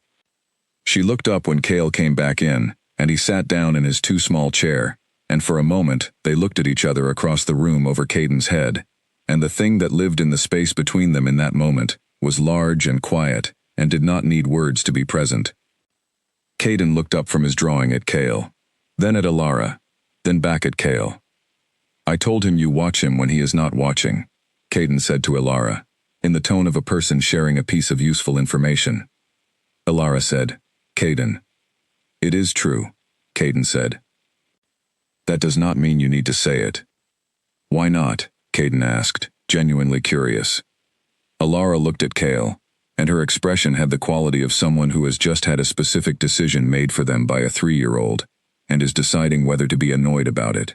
The decision appeared to land in neither annoyance nor embarrassment, but in something quieter, something that did not quite hide in her eyes. Cale looked back at her steadily. It is also true that I watch you, he said, when you are not watching. Caden nodded with satisfaction. See, he said, to no one in particular. It is good when people watch each other. It means they care. The afternoon moved on. Bex and Aldrich kept their positions, calm and unobtrusive. Owen's perimeter reports came in every 2 hours and showed nothing unusual. The village of Hollow Creek went about its day in the cold autumn air, unprepared for anything, which was both the ideal situation and the one that worried Cale most. He ate dinner at the long table again. He helped clear plates. He listened to the evening reading that Alara did for the younger children before bed, her voice steady and warm and unhurried, reading from a book about a bear who was lost and found his way home by following the smell of honey through a very long forest. He sat in the doorway of the main room while she read, and Caden, who should have been in his bed, had come back out and was sitting next to Cale in the doorway, small and warm and leaning slightly against his arm, and Cale did not move away. When the children were in bed and the home was quiet, Alara came to the main room where he was sitting, and she sat on the reading corner bench across from him, and they talked. Not about any of the large things, about the children, about the garden, about the book she had been reading for the first time, because Caden had demanded she read it, about a woman who walks across a continent looking for something she cannot name, about the way the light in Hollow Creek in the morning was different from any light she thought she had ever seen, though she had no comparison point to measure it against. And at some point, somewhere in the middle of talking about light, she stopped talking about light. She looked at him across the reading corner, with the quiet lamp on the low table between them, and said, I am frightened. He looked at her. Of what is coming? He asked. Of remembering, she said, because I have spent 4 years building something real, with nothing, and if I remember everything, I do not know who that makes me. I do not know which version of me is the real one. He thought about what to say, and he said the thing that was true, rather than the thing that was reassuring, because she deserved truth more than comfort. Both, he said, all of them. The person who built this home is real. The person who planted those flowers is real. The person who found that boy at the edge of a forest and did not ask a single practical question about whether she could keep him is real. Whatever you remember is not going to erase any of that. It is going to add to it. He paused. You are going to be a larger person than either version of yourself alone, and you are already larger than you know. She was quiet for a long time after that. When she finally stood to go, she paused in the doorway of the main room and looked back at him. Thank you, she said. For what? He said. She thought about it. For not treating me like something that happened to you, she said. For treating me like someone who is happening. She went to her room. He sat in the quiet of the reading corner for a while after, with the lamp on and the house making the small sounds of a building at rest, and he thought about what she had said, and about what Nora had said, and about the black vehicle at the end of the road at 4 in the morning. Outside, the night was cold and clear, and full of stars that did not care about any of it. Something was coming. He could feel it, the way you feel a change in weather before it arrives, in the way the air goes still, and the birds stop moving, and the world takes a breath and holds it. He sat with it, and he was as ready as a person can be for something that is not yet visible, which, in the end, is all any of us ever are. In the days that followed the conversation in the reading corner, Cale found himself observing things he had not previously had occasion to observe. He had spent most of his adult life in environments that were organized around function: pack halls, council rooms, border negotiations, enforcement operations, the various spaces in which the work of running a large and complicated territory got done. These were not environments that produced the kind of observations he was making now. He observed that Alara drank her tea in the morning standing up, always at the kitchen window, looking out at the garden, for exactly as long as it took the tea to go from too hot to drinkable. He observed that she had a habit, when listening to something complicated, of pressing her thumbnail against the side of her forefinger in a small, precise motion that was probably not conscious. He observed that she spoke to the older children differently than she spoke to the younger ones, not in terms of warmth, the warmth was constant, but in terms of register. The older ones got full sentences and complete reasoning. The younger ones got the same information delivered in a different key, simpler but not simplified, just translated. He observed that she never used Caden's behavior to perform warmth for an audience. Every interaction between them was real and private in quality, even when it happened in a room full of other people. The boy would come to her with something, a question, a need, an object of interest that required adult commentary, and she would receive it with the specific attention it was given, not more and not less, and respond to it rather than performing a response to it. He had watched a great many parents and caregivers with children over the years. He had not often seen this.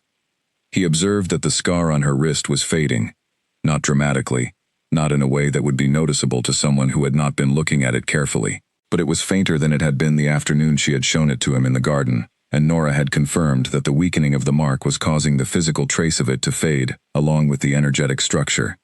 She was coming back to herself. Slowly, in parts, in ways she perhaps could not yet fully feel, but that were visible from the outside, to someone who knew what to look for. He observed, and he did not rush what was happening, and the days moved in the direction they were moving. On the 6th day after Nora's examination, Caden declared that Cale should have a permanent chair at the dinner table. Not a chair that was made available to him when he arrived, a permanent one, specifically his, that would be kept in its position between Caden and the end of the table at all times. He communicated this decision to Alara with the gravity of a person announcing a significant administrative change. Alara told him that the chairs at the dinner table were for residents of the home. Caden said that Cale was a resident. Alara said that he was a visitor. Caden considered this. Then he said, very reasonably, that the difference between a visitor and a resident was how long someone stayed, and that Cale had been here for 6 days and showed no signs of leaving, and that at some point, the word visitor stopped making sense. Alara looked at Cale across the kitchen. Cale looked back at her. Neither of them said anything. You can stay for dinner, she said to Cale, in the tone of a woman deciding to sidestep the larger question for now. But we are not designating a permanent chair. Caden accepted this as a partial victory and went back to his drawing. Cale stayed for dinner. He was there when the lights went out and the evening settled over the building, and when Caden fell asleep on the reading bench before anyone had managed to convince him to go to his room. He stayed until the home was quiet, and then he walked back to the lodge in the dark, and the night around the village was still, and the cold was clean and not unkind. On the 7th day, the perimeter report showed something Owen did not like. 3 days until the vehicles came. Neither of them knew that yet. The day was ordinary in its surface, and they moved through it the way they had moved through the days before it, with Cale at the stone bench in the afternoons, and dinner at the long table, and the sound of 14 children filling the yellow building, with the particular noise of lives being lived without apology. But Cale felt it, somewhere in the place where his wolf had been paying attention, even when the rest of him was occupied with other things. He felt the quality of the air changing, in the way it changes when something that has been waiting has gotten tired of waiting.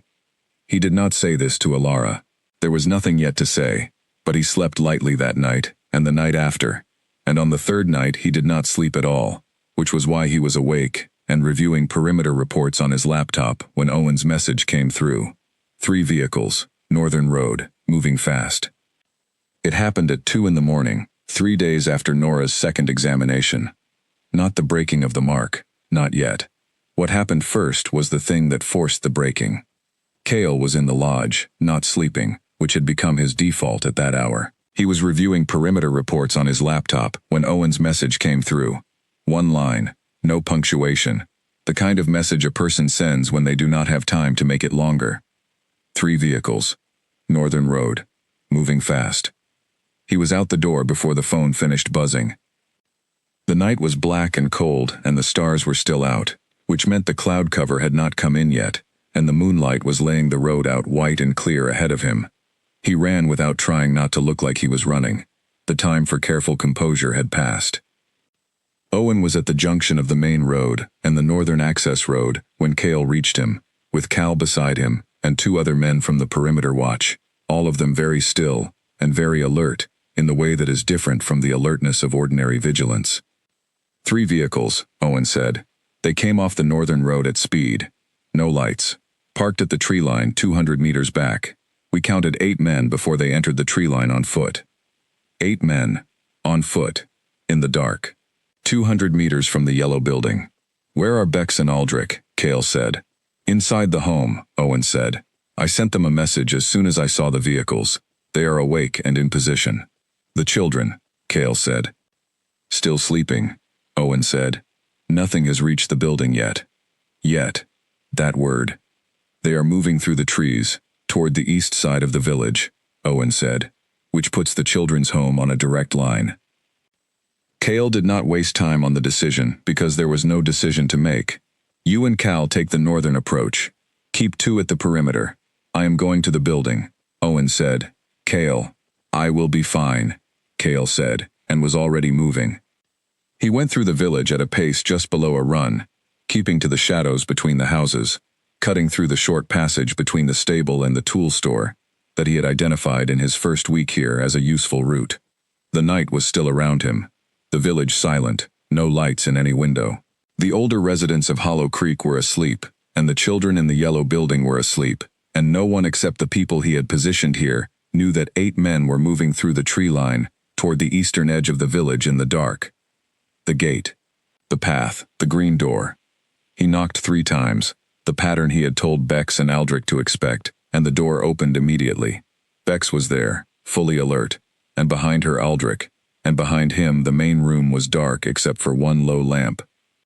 Are the children up? Cale said. Not yet, Bex said. Where is Alara? I am here. Her voice came from the hallway. She was standing in the doorway to the hall, and she had clearly been awake already, because she was dressed, and her hair was tied back, and her face had the focused stillness of someone who had received Bex's message and had immediately moved from sleep to action, without needing time to find the middle ground. She looked at Cale and at the door behind him. How many? She said. 8, that we counted, he said, moving through the trees. Her jaw set. The children are still asleep, she said. Good, he said. We are going to keep it that way. He looked at Bex. I want you with the younger children's room. If anything reaches the building, your first priority is keeping them in that room, and away from windows. Aldrich, you have the back entrance. He looked at Alara. Where is Caden's room? End of the hall, she said, already moving. He followed her down the hall to the last door, which was slightly open, and looked in. Caden was asleep on his side, with one arm out of the covers, and his hair making its usual commitment to every possible direction. He was breathing in the deep, regular way of small children, who have used up everything they had during the day, and gone under completely. Cale looked at him for 3 seconds. Then something moved outside. Not a sound exactly. More like a shift in the quality of the silence outside the window of Caden's room, the particular change in the air that happens when something large and purposeful is moving near a wall. He pulled the door of Caden's room closed and looked at Alara. Stay with him, he said. No, she said. He looked at her. I am not hiding in a room while this happens, she said, and her voice was very quiet and very certain. Those are my children in this building. All of them. Not just Caden. He looked at her for 1 second. Then he said, "Stay behind me." "I will stay where I need to be," she said, which was not agreement, but was close enough, and he did not have time to negotiate. The first sound from outside was at the back of the building, and Aldrich's voice came low down the hallway, saying he had movement on the back door. Then two things happened almost simultaneously. A window on the eastern side of the building came open. Not broken. Opened. Which meant someone on the outside had found the latch through the frame. Which meant someone had either been here before and knew the building layout, or had been watching it long enough to map the windows. And in the room at the end of the hall, Caden woke up. Cale heard it. The particular sound of a child coming suddenly awake, not crying, just awake. That specific quality of a sharp intake of breath followed by absolute silence. He was back at the door before the silence had finished. Caden was sitting up in his bed looking at the eastern window of his room, which was the window that had been opened, and which was now dark and still. He was not crying. He was looking at it with the absolute concentration of a child who is frightened, but has decided not to show it. "Mama Lara," he said, very quietly, and Alara was already in the doorway. What happened next was a sequence of things that Cale would replay many times afterward, not because he did not understand it in the moment, but because the moment itself was so many things at once, that no single telling of it could hold all of it at the same time. A man came through the eastern window of Caden's room. He was large and very fast, and moved with the kind of professional efficiency that told Cale immediately, this was not an opportunistic act. He came through the window, and turned toward the bed, and the boy in it, and Alara made a sound. Not a word. Not a name. A sound that came from a place in her chest that the suppression mark had been sitting on for 5 years, and the sound was the sound a mother makes when the one thing she has organized her entire existence around is directly in danger, and it was so complete, and so real, and so entirely without strategy, that the suppression mark, which had been weakening for days under the quiet pressure of the bond, simply broke. It broke the way Nora had said it would, not gradually, not softly, all at once. The mark on Alara's wrist shattered, invisible, and entirely physical at the same time, and 5 years of memory hit her, like a wave that had been building for the entire length of its absence. She did not collapse, she did not freeze, she shifted. The wolf that came out of her was silver and large, and moved with a speed and authority that did not match anyone's mental image of the quiet woman who tended purple flowers and made oatmeal at the stove. The intruder through the window had exactly half a second to register what was coming, before she was between him and the bed. The sound she made stopped him where he stood. Every wolf instinct in the building responded to it. Bex, in the younger children's room, felt it in her bones. Aldrich, at the back door, straightened involuntarily. The two men who had come through the back door and were now in the hallway, with Aldrich backed up 1 step without meaning to. Even Cal, who was 200 meters away at the tree line, reported later that his wolf dropped into a posture of submission it had not been asked for. She was not a pack wolf. She was not a fighter, in the ordinary sense. She was a mother, in the fullest sense of what that word contains. And the wolf that moved out of her was something that even Cale, who had built his reputation on being unshakable, felt in the deepest and most instinctive part of himself as something he should not stand in the way of. He did not stand in the way of it. He stepped into the hallway and dealt with the men at the back entrance, quickly and without ceremony, because Aldrich had already held them, and what was left for Cale was brief and conclusive. Owen and Cal and the perimeter watch had the men in the tree line before they reached the building. The one in Caden's room was the only one who made it inside, and he was not, by the time Alara was finished with him, eager to be inside anymore. It was over in 7 minutes. 7 minutes of contained, precise, intense activity, and then the building was secure, and the perimeter was held, and all 8 men were accounted for, on the ground outside in the cold, and the yellow building was quiet again. Alara shifted back. She was on her knees in the middle of Caden's room, one hand on the floorboards, breathing hard, and the wave of memory was still moving through her, still flooding into the gaps that had been empty for 5 years. Caden was out of his bed before anyone could stop him. He dropped off the mattress and went directly to her, and put his arms around her neck, and pressed his face against the side of her head, and said nothing at all, just stayed there, holding on with the complete and unconditional commitment that small children bring to everything they decide matters. Cale stood in the doorway of the room. Ilara's face was turned toward Caden, and she was crying in the way that people cry when the feeling is too large for any other response. Silently, completely, without the usual walls up. And the memories were still coming. He could see it.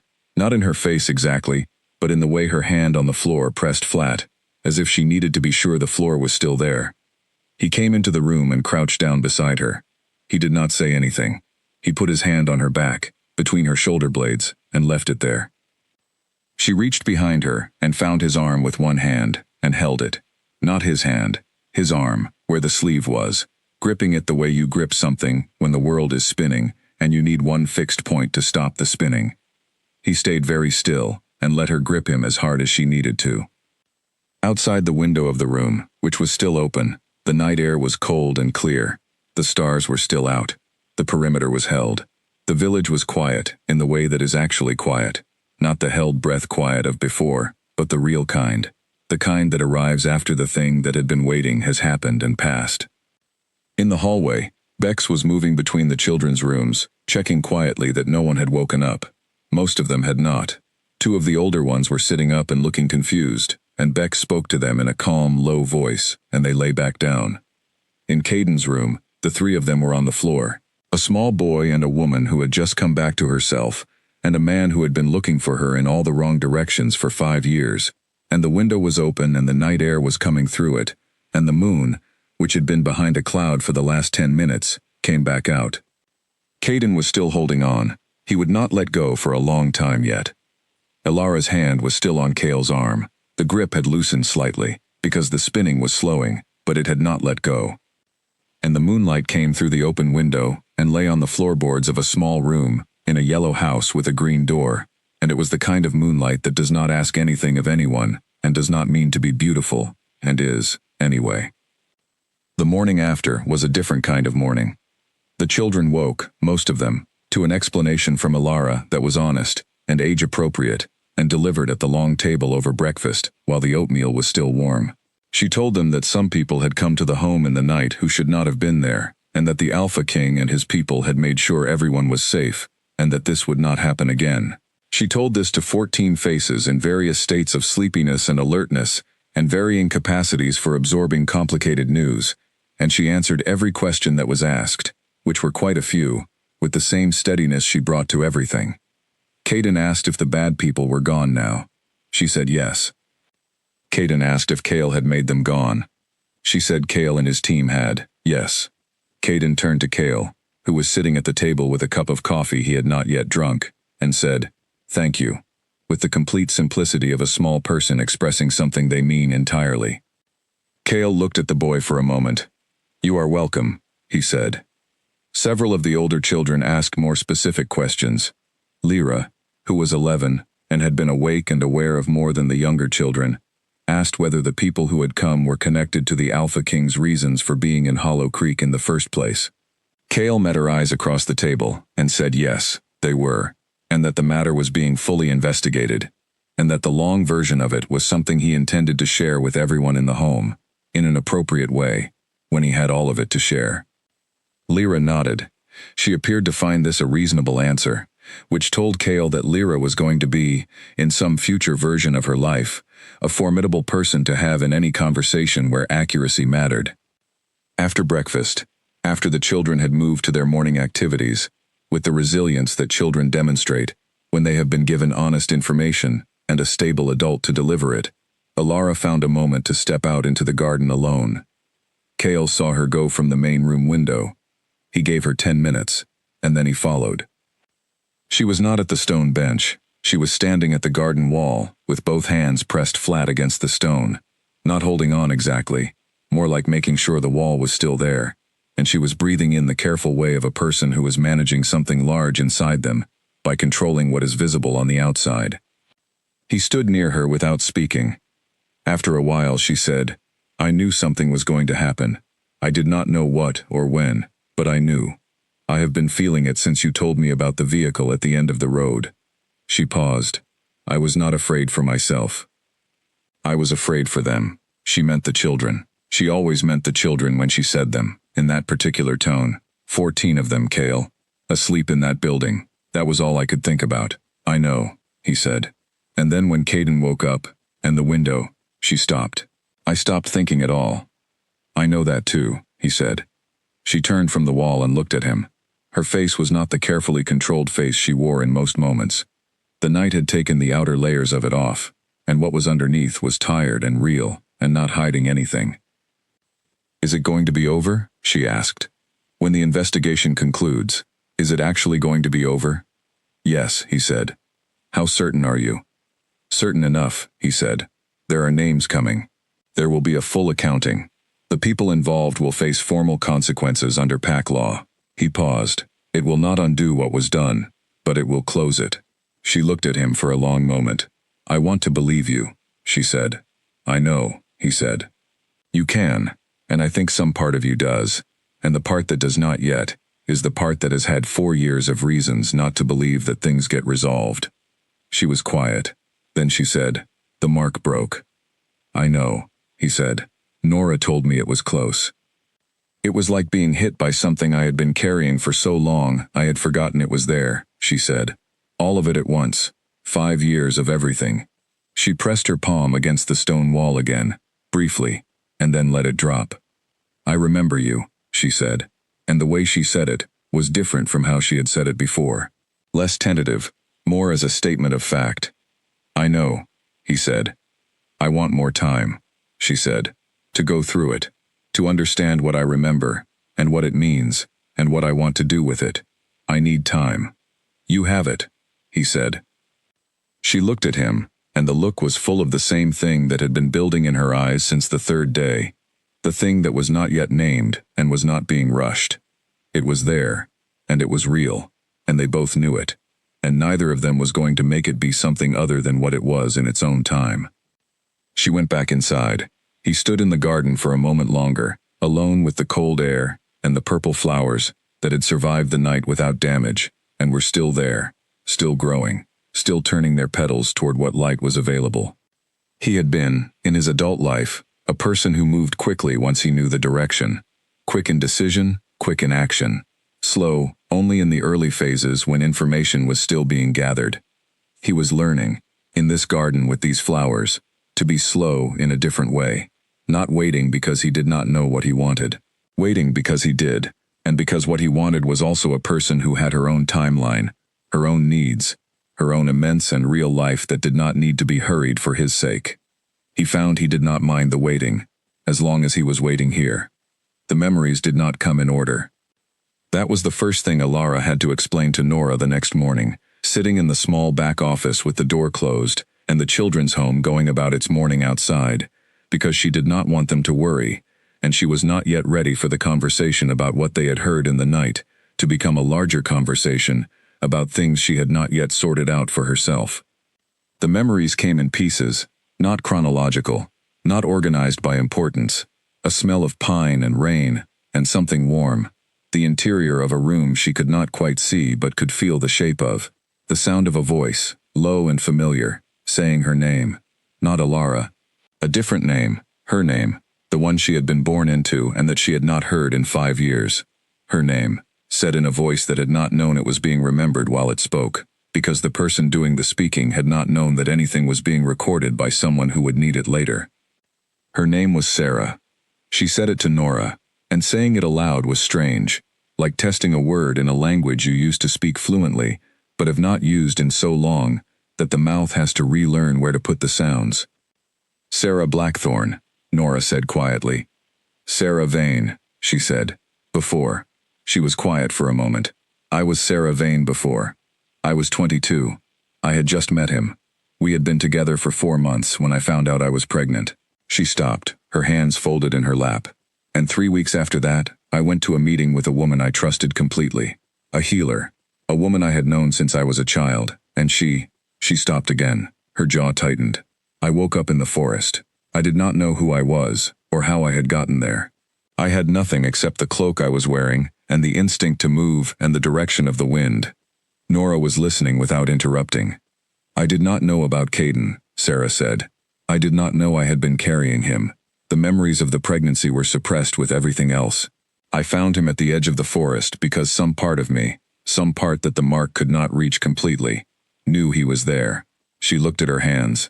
I found my own son, and did not know it. And I kept him, and I loved him, and I did not know. She was quiet for a while. Is he mine, she said, though she knew the answer. Is he Cale's? You already know that, Nora said gently. I need to hear it from someone who can confirm it, Sarah said. Yes, Nora said. He is yours, and he is Cale's. The blood markers are unambiguous. She breathed out slowly. The morning light was on the window of the small office, and on the desk and on her hands, and she let it sit there for a moment. The woman who marked me, she said. I remember her face. I remember her name. Her name was Dorset Fane. She was my PAX healer when I was growing up. She was present when I was born. She paused. She was the one who first recognized that I was Cale's fated mate when we met. She was the one I went to when I had news I wanted to share with someone before I was ready to share it with him. She stopped. She marked me in her own office, with a smile on her face. She told me it was a routine health check. The room was quiet. Why? Nora asked. I do not have all of it yet, Sarah said. The memories are still settling, but there are pieces. She paused. She had ties to a faction that did not want the Blackthorn line to continue with an outside mate. There are old families, very old ones, who believe the Alpha King should bond only within a specific lineage, that the bloodline is something to be protected from outside influence. She said this without heat, as if she were reading from a document rather than describing something that had happened to her.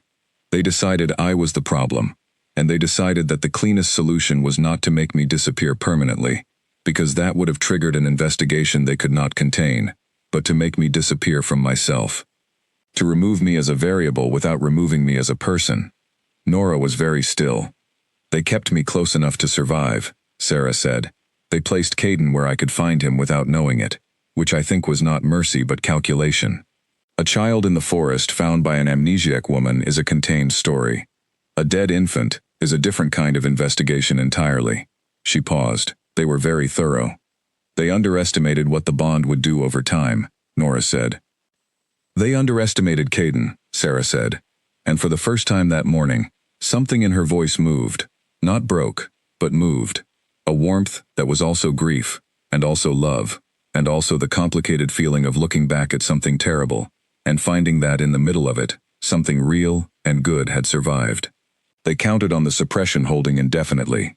They did not account for a 3-year-old boy who leads with his nose and has no fear of Alpha Kings. She looked at the window. Is Cale outside? He has been on the steps since 6 this morning, Nora said. Sarah stood. She smoothed her sweater. She looked at herself for a moment in the small mirror that hung by the office door. The same face she had looked at for 4 years, and that was the same, and not the same. The face of Alara Voss, who was also Sarah Vane, who was also, she was beginning to understand, someone who contained both of those women, and had never been reducible to either one of them alone. She opened the door and walked through the home, and out the front door. Cale was sitting on the stone bench by the garden, not on the steps, despite what Nora had said. He had his elbows on his knees and his hands clasped between them, and he was looking at the purple flowers, which in the cold morning had folded their petals slightly, but had not given up entirely. He looked up when the door opened, and then he stood. They looked at each other across the short distance of the path for a moment. Sarah, she said. My name was Sarah. Something happened in his face. Not collapse. The opposite of collapse. Something that had been held in long and careful tension released. Just slightly. Just in the jaw and around the eyes. And what was underneath it was not performance, and was not relief in any simple sense. It was the specific look of a person who has been holding a door shut against something enormous for a very long time, and has just allowed themselves to let it open 1 inch. I know, he said, and his voice was low. I know your name. She walked toward him. He did not move. He waited. Which she was beginning to understand was something he was good at. Waiting, without making the wait into a demand. She stopped in front of him.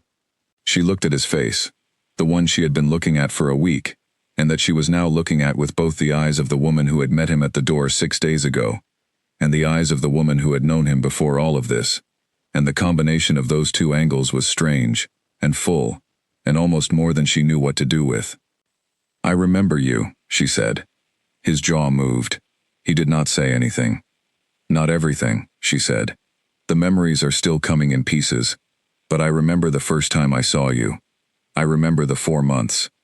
I remember the night I told you I had news but asked you to wait until morning for me to tell you what it was, because I wanted to say it properly, and you waited without asking, and I thought." She stopped. "I thought that was the kind of patience that meant something real." He was still looking at her. His hands were at his sides. "I remember," she said, more quietly, "what you felt like." A pause. The garden was around them, cold and real. The purple flowers bent in the wind. "I have 5 years of not knowing your face," she said, "and 4 years of not knowing what I did not know. And somewhere in the middle of all of that, I built a life out of whatever I had, and it is real, and I am keeping it." She paused. "And you are part of what I am keeping. I think you have been. Since the first day. I just did not know it yet." He reached out and put his hand against the side of her face, one hand, warm and careful, and looked at her with the particular attention of a person who is memorizing something they are afraid of losing again, and then stopped being afraid of it and just looked. She put her hand over his. She held it there. "There is a great deal I need to understand," she said, "about who did this, and why, and what comes next. There is a great deal I have to work through." She looked at him steadily. "And I need you to understand that I am not the same as I was. 4 years changes a person. 14 children change a person. This village has changed me, and I am not going back to who I was before any of this, because that person does not exist anymore, and neither should she. She became someone better." "I know," he said. "You do not have to agree just because I said it." "I am not agreeing because you said it," he said. "I am agreeing because it is true. I can see it. I have been seeing it all week." He paused. "And for the record, you are not the same as I was either. 5 years changes a person. Looking in the wrong direction for 5 years changes a person." He paused again. "I think that means we are meeting each other properly for the first time, as who we are now." She looked at him for a long moment. "That is a good way to put it," she said. The front door of the yellow building opened. Caden stood in it, in his pajamas, with his hair doing all of its things, looking at them both with the expression of a person who has arrived at a scene and instantly understood it. "You are holding each other's faces," he said. "We are," Sarah said. Caden thought about this. "That is good," he said. He looked at Kale. "Are you going to stay for breakfast?" Kale looked at Sarah. She was looking back at him with something in her eyes that was very quiet and very warm, and that she was not trying to hide. "Yes," Kale said. "Good," Caden said, and went back inside, leaving the door open. Sarah looked at the open door, and then at Kale, and she said, "We have 14 children in that building, who are going to want a full explanation of last night. What are you going to tell them?" "The truth," she said. In an age-appropriate version. She started toward the door, and then stopped and looked back. "Are you coming?" He followed her in. The kitchen was already loud. Lyra was managing the oatmeal with the calm authority of someone who has accepted the responsibility, and is not being humble about her level of skill. Ned and Sam were in a dispute about something that had started before anyone else was awake. The small girl with the red braids was sitting at the table eating toast and reading a book, simultaneously with the focused efficiency of a person who has decided that mealtimes need not be wasted. Bex was pouring juice and answering 3 questions at once. Aldrich was at the window. Caden announced that Kale was staying for breakfast and that this was, in his personal view, the correct outcome. Sarah went to the stove and took over from Lyra, who accepted this transition graciously. Kale sat at the table where a space had been left for him, which he was fairly sure was not an accident, and accepted a piece of toast from Caden, who was distributing toast with the authority of someone who has given himself an important job. The morning went on. The kitchen was warm. The children were loud. Outside the yellow building, in the cold autumn morning, the purple flowers had opened back up as the temperature rose slightly, turning their faces toward whatever light the day was going to offer. Nobody inside had time to watch them. There was too much noise and too much toast and too much life happening at once. Which was, exactly and entirely, how it should be. That was the first morning. There were 20 more like it in the weeks that followed, Mornings that arrived with the particular feeling of something new. Not easy exactly, not without complication, but new in the way that things are new when they are beginning, rather than continuing. Sarah cooked most breakfasts. This had been true before, and it remained true after, because the home had a schedule, and she had always been the one who kept it, and a reorientation of her entire identity was not going to undo the muscle memory of a person who knows that 14 children need oatmeal at 8 in the morning, whether or not the rest of the world is in the process of being rearranged. Cale helped with the dishes. He was not asked to. He simply did it, because the dishes needed doing, and he was there, and had 2 hands. The children found this deeply interesting. Ned and Sam appointed themselves his assistants in the dish-drying operation and offered a running commentary on his technique, which they found adequate, but felt could be improved in several specific ways. He accepted this feedback seriously, which only encouraged them to provide more of it. Alara watched all of this from the table where she was sitting with Caden, and a drawing project that Caden had announced was a map of the whole world, though it currently appeared to mostly be a map of the garden. "You are making friends," she said to Cale, not loudly. He looked over his shoulder at her. "They have strong opinions about drawing technique." "They have strong opinions about everything," she said. "It is a house full of people with strong opinions." "I noticed," he said. "I fit in surprisingly well." She looked at him for a moment, and the thing in her eyes was warm, and a little amused, and entirely real. "You do," she said, and went back to Caden's map of the world. She had said that simply, without building it into anything larger than it was, and he did not try to make it larger either. He went back to the dishes. Ned explained that he was drying the edges in the wrong order. He thanked him and adjusted. The days found their rhythm. Nora came once more, a week after the night of the break-in, and confirmed that the suppression mark was dissolving at a steady rate, and that the returning memories were, as far as she could assess, processing normally, meaning they were difficult and real, and being integrated at the speed that Sarah herself was able to integrate them, which was the right speed.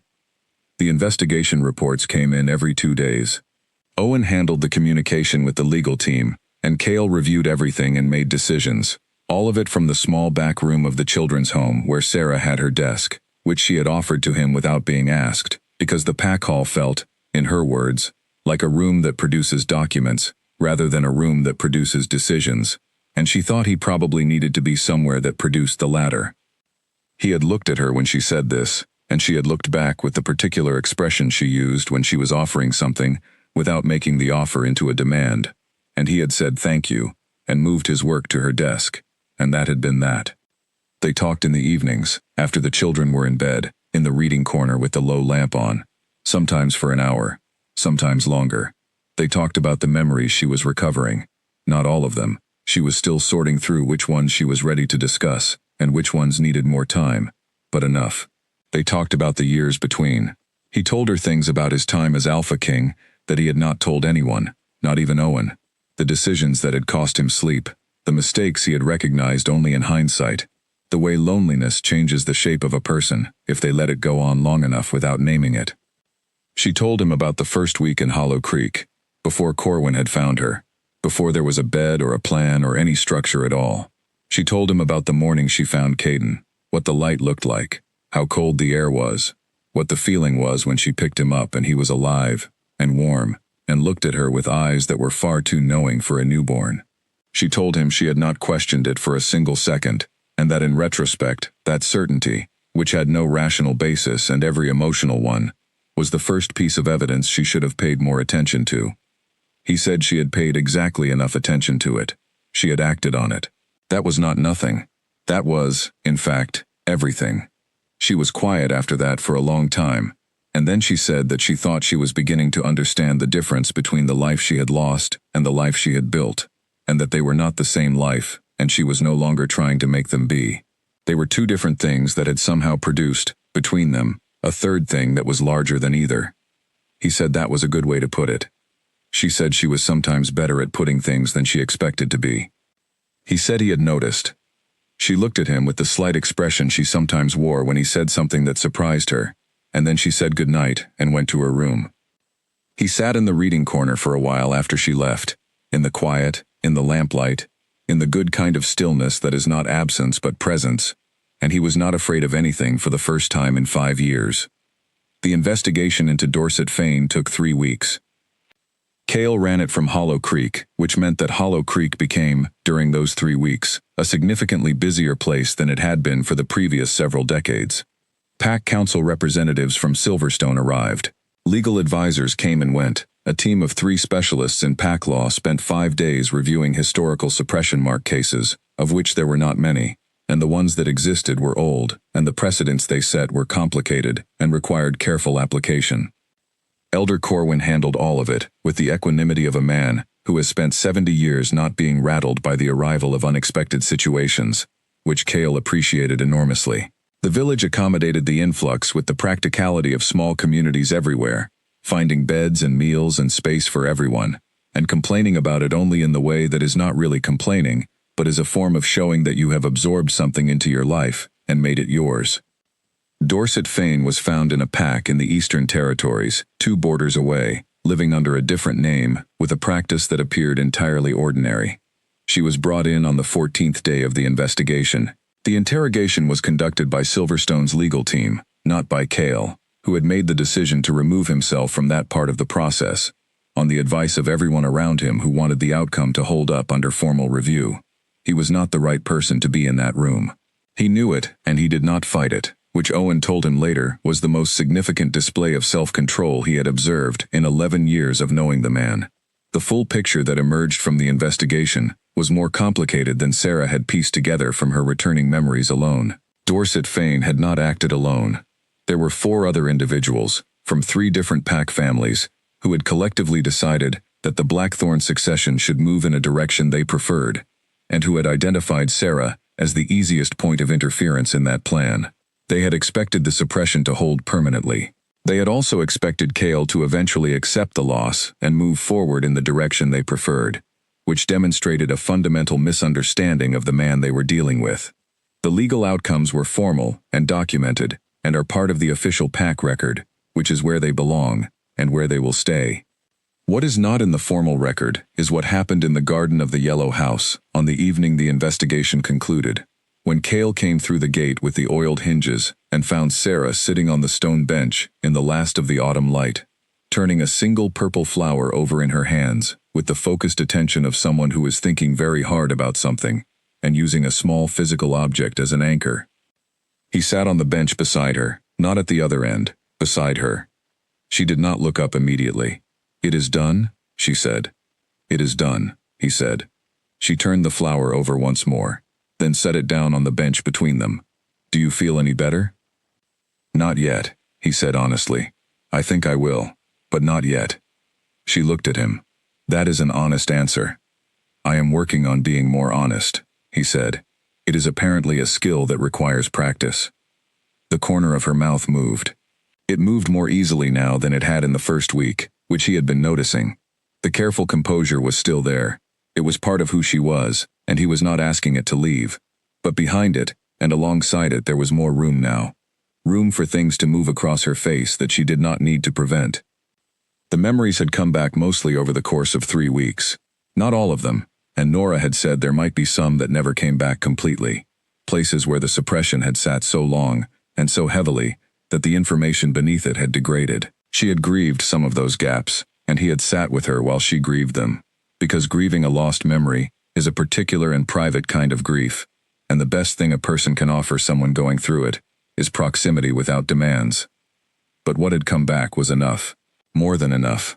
She remembered their first meeting. She remembered the 4 months. She remembered the feeling of knowing, the particular quality of a bond that has been recognized, the way the world rearranges itself around that recognition without asking your permission. She remembered telling him she had news and asking him to wait, and the patience with which he had waited. She did not remember the morning she had planned to tell him, because she had not reached it. Dorset Fane had acted the evening before. That morning had been the one that was taken, the one that had never happened, and the one she had thought about most in the weeks since the memories returned. The morning that should have happened, and did not. "I want to tell you something," she said. "All right," he said, and his voice was as careful as it had been in the garden that first afternoon, when she had looked at him from the other end of the bench and begun to measure the distance between what she knew and what she was beginning to suspect. I was going to tell you that morning, she said, that I was carrying Caden. I had worked out what I was going to say. I had decided how to tell you. She paused.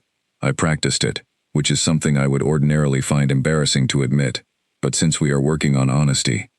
She paused again. I was going to tell you over breakfast.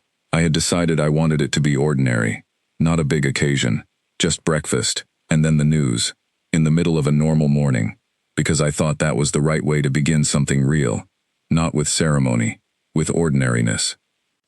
He was listening, with the fullness of attention he brought to things that mattered.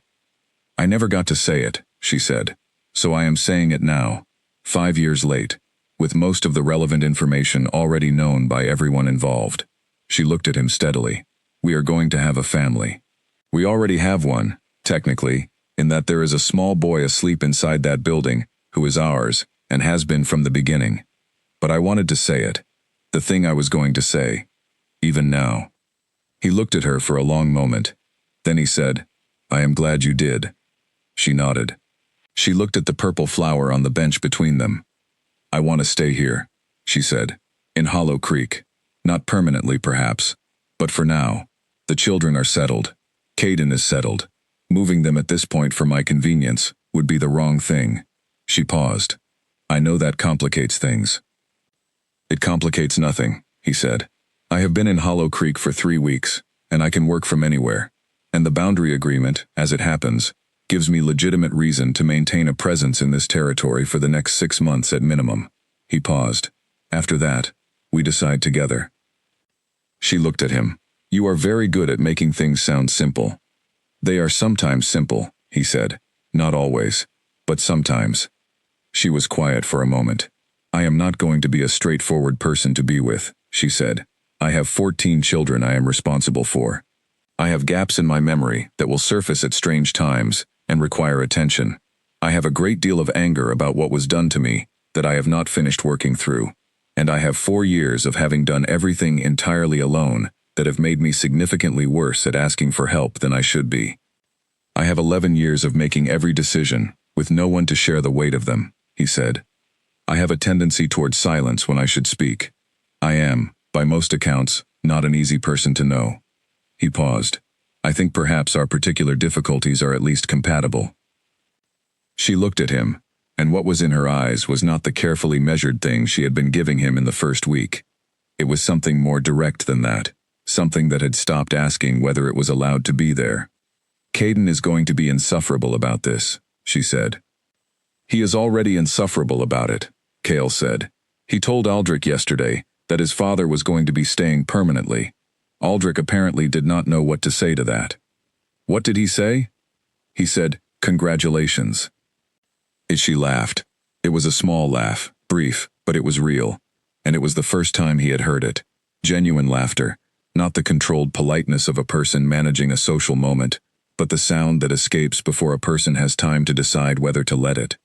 He let it settle, and he did not say anything about it, but he felt it in the specific part of his chest that had been dark for 5 years, and that had been tentatively letting light back in since the morning.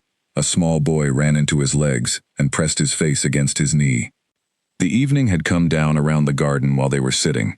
The last of the light was at the tops of the hills, that particular late-autumn golden edge that holds on past its reasonable time before finally giving up. The stars were beginning in the east.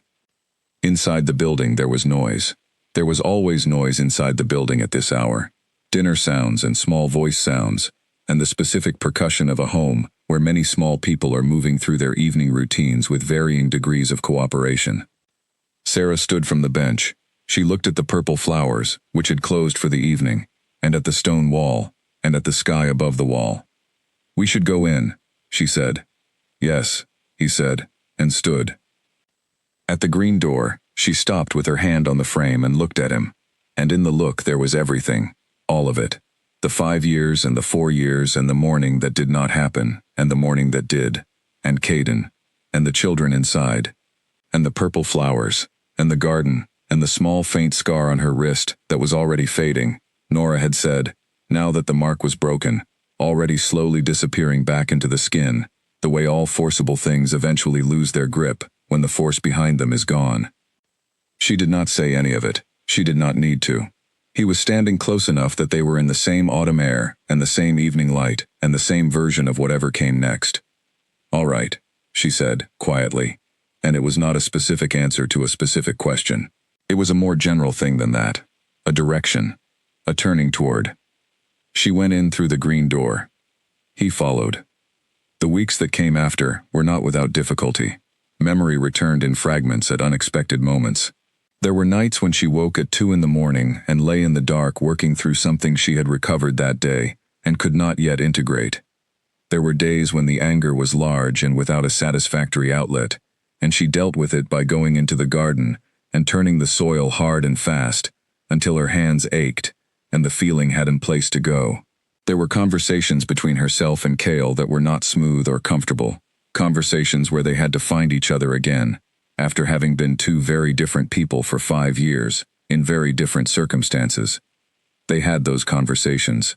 They did not avoid them. Caden navigated all of it with the serene confidence of a child who had decided at the beginning that this was how things were going to be, and had simply been waiting for the adults to catch up. He called Cale different things at different times, sometimes by name, sometimes when he was tired or comfortable, or in the middle of something he was concentrating on. He called him something he had not been invited to call him, but that he used anyway, with the authority of a person who has decided the formalities are unnecessary. Cale never corrected him. The last purple flower of the season died in early November, and Sarah collected the seeds from it carefully and stored them in a small paper envelope that she labeled in her handwriting, which was small and precise, and put in the drawer of the office desk. For next year. For the garden that would still be here next year, still hers, still full of children, still with the oiled gate and the green door and the drawings on every wall. For the life that was real, and that was continuing, and that was large enough now, finally, to hold everything it needed to hold. On the last evening of November, Cale came in from a long day of pack business that he had been conducting from the back room of the children's home, with Owen on the other end of a video call, and the sound of 14 children audible in the background, in ways that Owen had diplomatically not commented on, and he found the main room quiet for once, with only one lamp on. Caden was asleep on the reading corner bench, which was too small for him, and in which he was folded with the comfortable impracticality of a small child who falls asleep wherever sleep finds him. One arm was hanging off the side. His breathing was deep and steady. Sarah was sitting beside him on the bench with a book open in her lap that she was not reading. She was looking at the boy's sleeping face with the expression that Cale had seen on her face 100 times now, and that never looked different, and never looked less than what it was. She heard him in the doorway and looked up.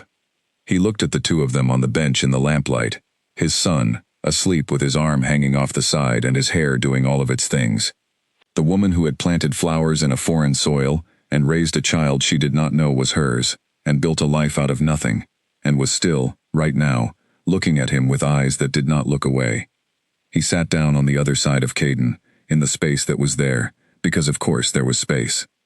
There was always space. He had been looking for her in the wrong direction for 5 years. She had been here, she had been home, tending what she found, making it real, waiting without knowing she was waiting. And a small boy with bare feet and a fish shirt had run across a room and found what no one else had managed to find, with nothing more than a 3-year-old's absolute and uncomplicated certainty about what his nose was telling him. Cale looked at his son's sleeping face for a long moment. Then he reached over and tucked the hanging arm back up, and Caden stirred slightly but did not wake, and settled deeper. Sarah watched him do this. Then she looked back at her book that she was not reading, and then she put the book down and leaned very slightly, just slightly, the small distance between the bench and where he was sitting, and she did not make a production of it, and he did not say anything about it, and they sat there in the lamplight of the reading corner, in the yellow building with the green door in the village of Hollow Creek, with the boy sleeping between them and the quiet evening outside, and the closed petals of the purple flowers folded for the night.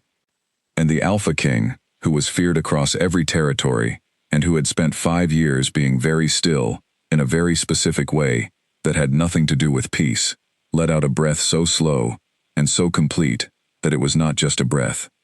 It was 5 years, finally, letting go. Outside, the first snow of the season was beginning. Not heavily, just enough to change the look of the world, to lay a thin, quiet newness over everything, the kind that does not erase what was there before but covers it gently, suggesting that what comes next will be something other than what came before, and that this is not a loss but simply the next thing.